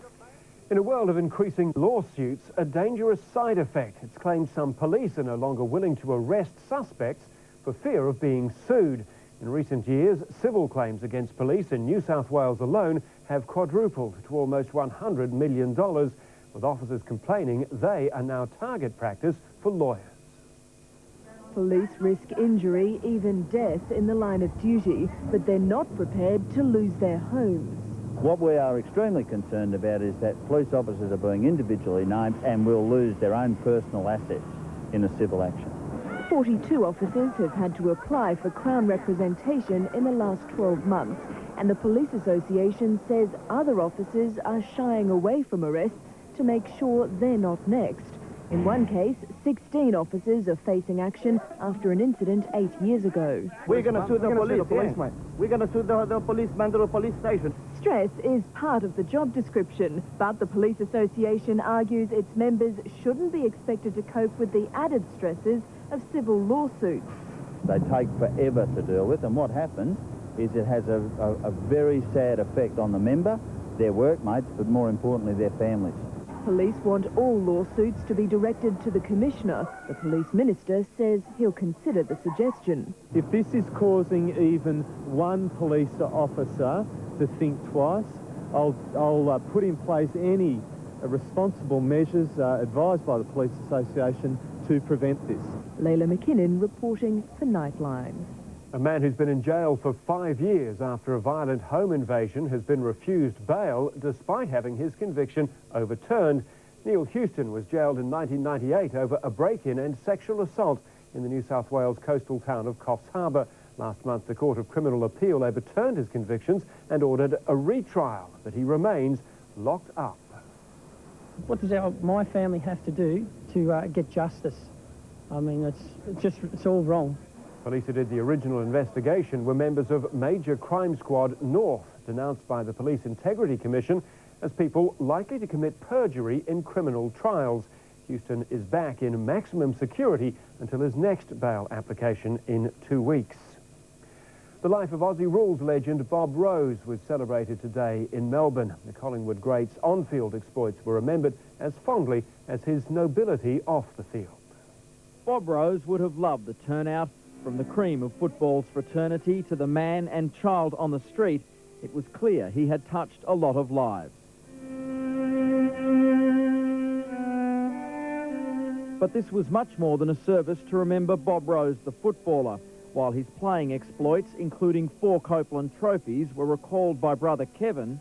Imagine the toughness of a Des Tuddenham or Scotty Burns, mixed with the brilliance and skill of a Wayne Richardson or Nathan Buckley. Then you have a pretty close picture of Bobby Rose. It was in his role as husband and father that Bob Rose also showed champion qualities, in particular the manner in which he cared for his late son Robert, who was left a quadriplegic after a car accident in 1974. To see Bob and Elsie proudly wheel Robert into the President's room and get him a beer after a game at Victoria Park was as inspiring as anything ever seen on the ground.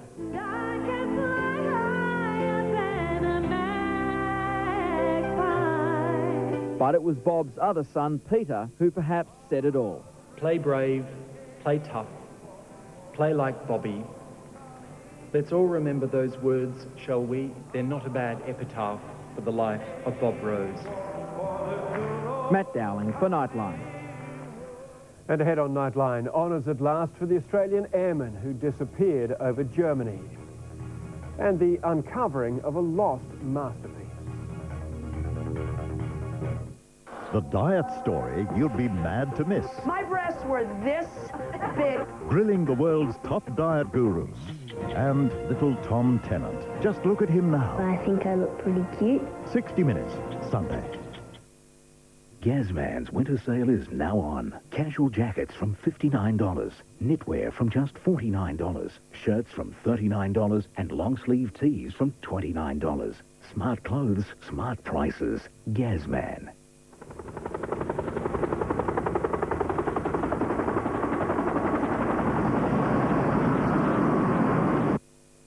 LG Home Theatre. Surround sound that'll blow you away. LG, life's good. Oh, God, she's coming. More intelligent. More powerful. More dangerous. She's a far more effective killing machine. You must find a way to destroy her. Anything he can do. Unlikely. I'm an obsolete design. She can do better.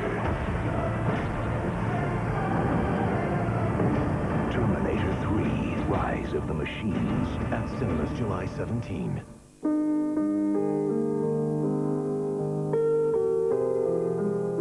For 80 years, South Australian families have been able to rely on the professionalism of Alfred James Funeral Homes.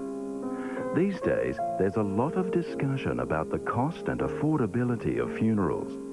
At Alfred James, we're pledged to offer a wide price range to help all families. We'll provide a funeral to suit your particular circumstances and are only too pleased to discuss means of meeting costs. This booklet explains the many ways in which we can help you, both now and when the need arises.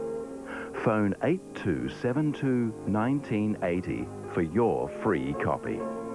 Alfred James Funeral Homes, celebrating 80 South Australian years.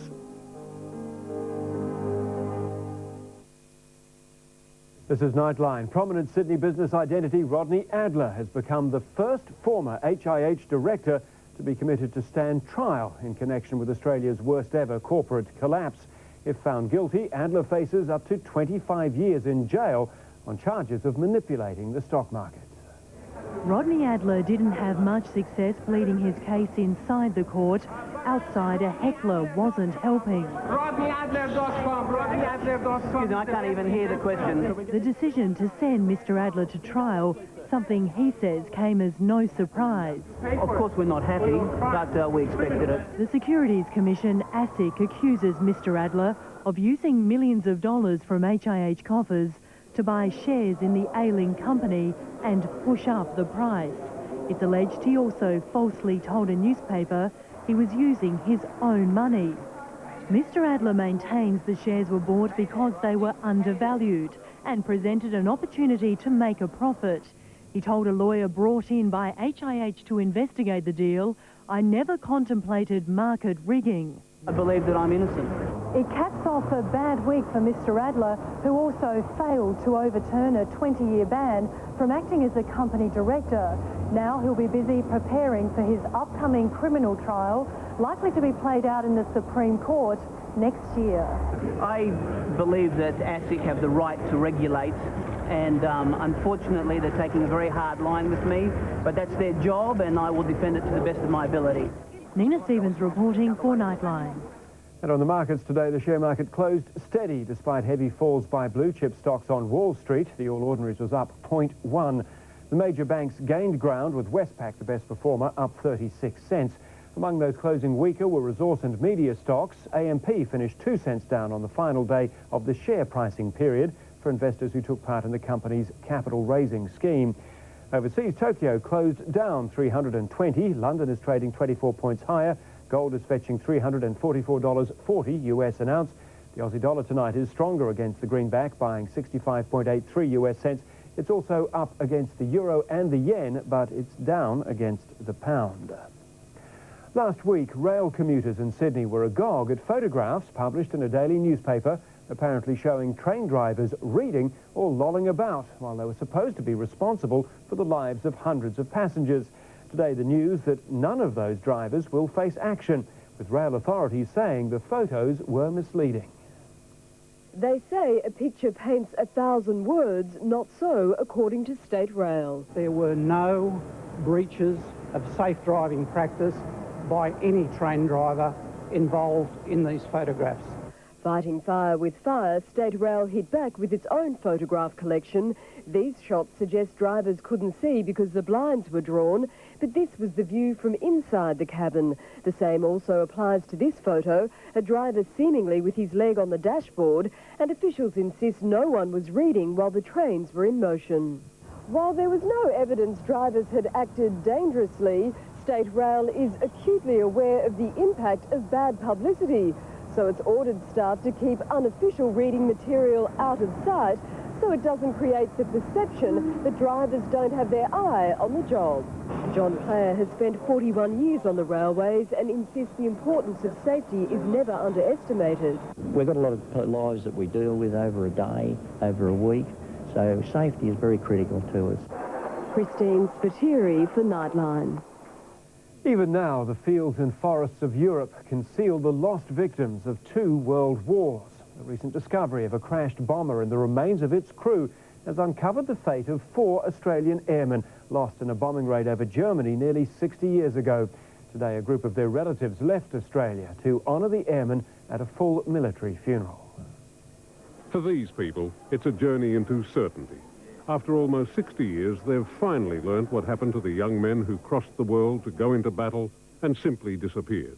We do know where his final resting place is and that he's no longer missing in action. January 1944, returning from a raid on Berlin. On board Lancaster 867, Australians Ivan Durston, Robert Ludlow, Jack Sutherland and Philip Gill. No one knows how it happened. Ground fire or shot down by a Luftwaffe night fighter, the plane never returned to its base in England, and there was no trace until 1997, when locals found the wreckage deep inside a forest in what had been East Germany. There, too, were the remains of the crew. It's just an amazing story how it can be lost for so long and then being found. Years of painstaking forensic investigation followed. Finally, using DNA and dental records, the 4 Australians were positively identified. And that was especially important for Clara Ollett, the sister of pilot officer Robert Ludlow. I wear a cross to be sent me. It's never off my body. He sent that to me before he was killed. Clara's flying to Germany to the military service in Berlin on Tuesday, where, after so many years, her brother and his mates will finally be given the honours so long overdue. Peter Harvey for Nightline. A Rembrandt self-portrait hidden for hundreds of years under layers of overpaint has been snapped up at a London auction. This is how the painting, titled Self-Portrait with Shaded Eyes, looks now. Here is how it looked before restoration. One of the maestro's students thought he could make a few improvements, and for more than 300 years, that's how it remained. Last chance, 6,200,000 at £6,200,000. George's bid. Sold. 6,200,000. That's 15.4 million Australian dollars, but the American casino tycoon who bought it still got a bargain. In perfect condition, the Rembrandt would have been worth $50 million. A safari jaunt in Botswana has brought President Bush and his wife Laura face to face with Africa in the raw, the laws of nature fully evident when the party encountered 2 elephants. The president appeared a touch awkward in the presence of such wild romance. We'll have sports news after the break. Another big charge by the Australians in the Tour de France. And Choisir heading home after a champion effort in England.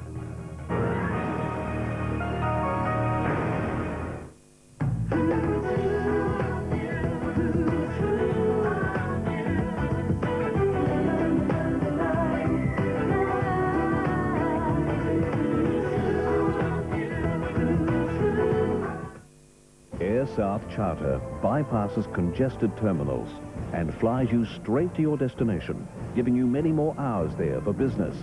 For the full time-saving story, call Air South Charter now.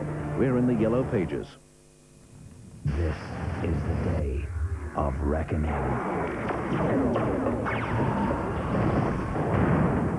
The end of the world is today. Out of the ashes, they will rise.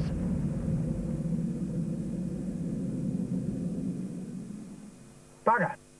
The unbreakable Toyota Hilux. The ultimate machine.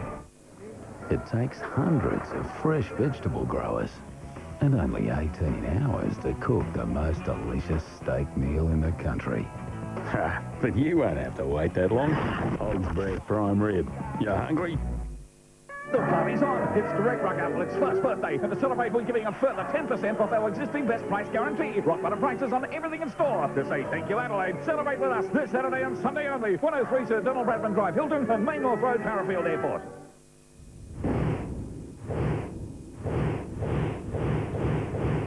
Foden Electrical delivers on Westinghouse. Westinghouse refrigerators deliver fan-forced, frost-free electronic controls and fast cool zone. And Keith Bowden delivers Westinghouse to you when you want it, free of charge. But best of all, we always deliver on price. You keep coming back. Keep coming back.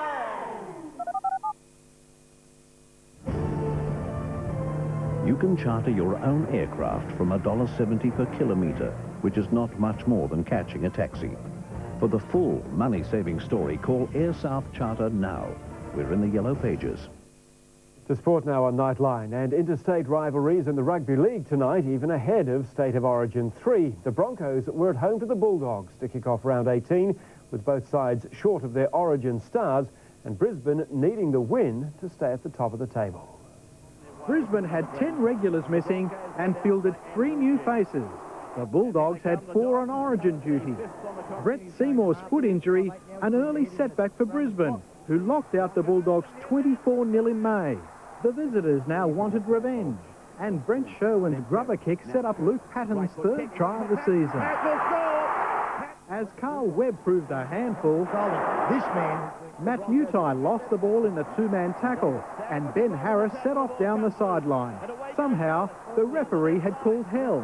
He's now saying that he called hell and then lost the football. Well, no, that's rubbish. Because Sherwin then doubled the lead, kicking between a prop and a post. He'll score! Oh, that is brilliant! Tony Grimaldi broke through the Broncos, setting up an 18-0 lead. There's his second try. Just before the break, the Bulldogs boxed the Broncos into the corner, and Ben Harris increased the margin to 22-0. 4 tries in 2 games. Webb worked hard in the trenches to set up Bronco raids. The breakthrough coming when Andrew G and Scott Prince found Casey Maguire charging on a different angle. He'll make it. Brisbane's rush to push the pass worked in the Bulldogs' favour, and Nigel Vanganar profited. To the line. They won't stop the Kiwi International. Vanganar scores. Roy Asatasi laid it on a platter for Patton, who took his time to find the handle. Juggling it for a couple of strides before putting it down. Sherwin then set up Glenn Hall's try. 40-4, a record Bulldogs win over Brisbane. Charles Christian for Nightline. To AFL now, where the Bombers have travelled to South Australia to take on Adelaide. With a victory, the Crows would stay in the top 4. For Essendon, victory was a must to keep any premiership hopes alive. Essendon arrived at Amy Stadium minus Jason Johnson, and while it was clear that tough conditions would play a part, a pre-bounce deluge made it difficult, but Adelaide adapted well. He's going to go hard at it, straight out of the centre. At times, it was unorthodox for Essendon. As the Crows kept coming, Burns was brilliant. Then Matthew Clark took a chance. Adelaide away by 18 points at quarter time. Clark does it beautifully. Good to have a ruck and kick the goal. Free kicks kept Essendon in the contest, but only just. Then when Scott Welsh kicked a couple in a hurry, it looked bad for the Bombers. There's a spinning shot at the goal. This time the umpire likes it. Welsh finished the second quarter with 3. His game tally 4. Adelaide away by more than 5. For the Crows, and he does that. At half-time, James Hurd's knee hurt, and despite Ted Richards' second goal, Essendon still trailed badly. Then Wayne Carey crashed into a post, stretched it off. Adelaide was robbed of one of its main forward options, and the Bombers took advantage. I think he's got the goal. He has. Whatever hopes they had, though, were quashed when Mark Rasciuto backed himself from long range. And when Rhett Biglan's had a crack, it brought the Bombers' night closer to a close. Biglan's kicks his second, and it's party time for the Crows at Amy Stadium. Then Ronnie Burns got clever. After a tunnel ball to Welsh, it was all over for Essendon. Tunneled it. Welsh turns around. Jamie Aldridge for Nightline. Australia's Baden Cook is continuing his good form in the Tour de France, coming 3rd in a thrilling finish to stage 5. Victory went to Italy's Alessandro Petacchi. He sealed his 3rd stage.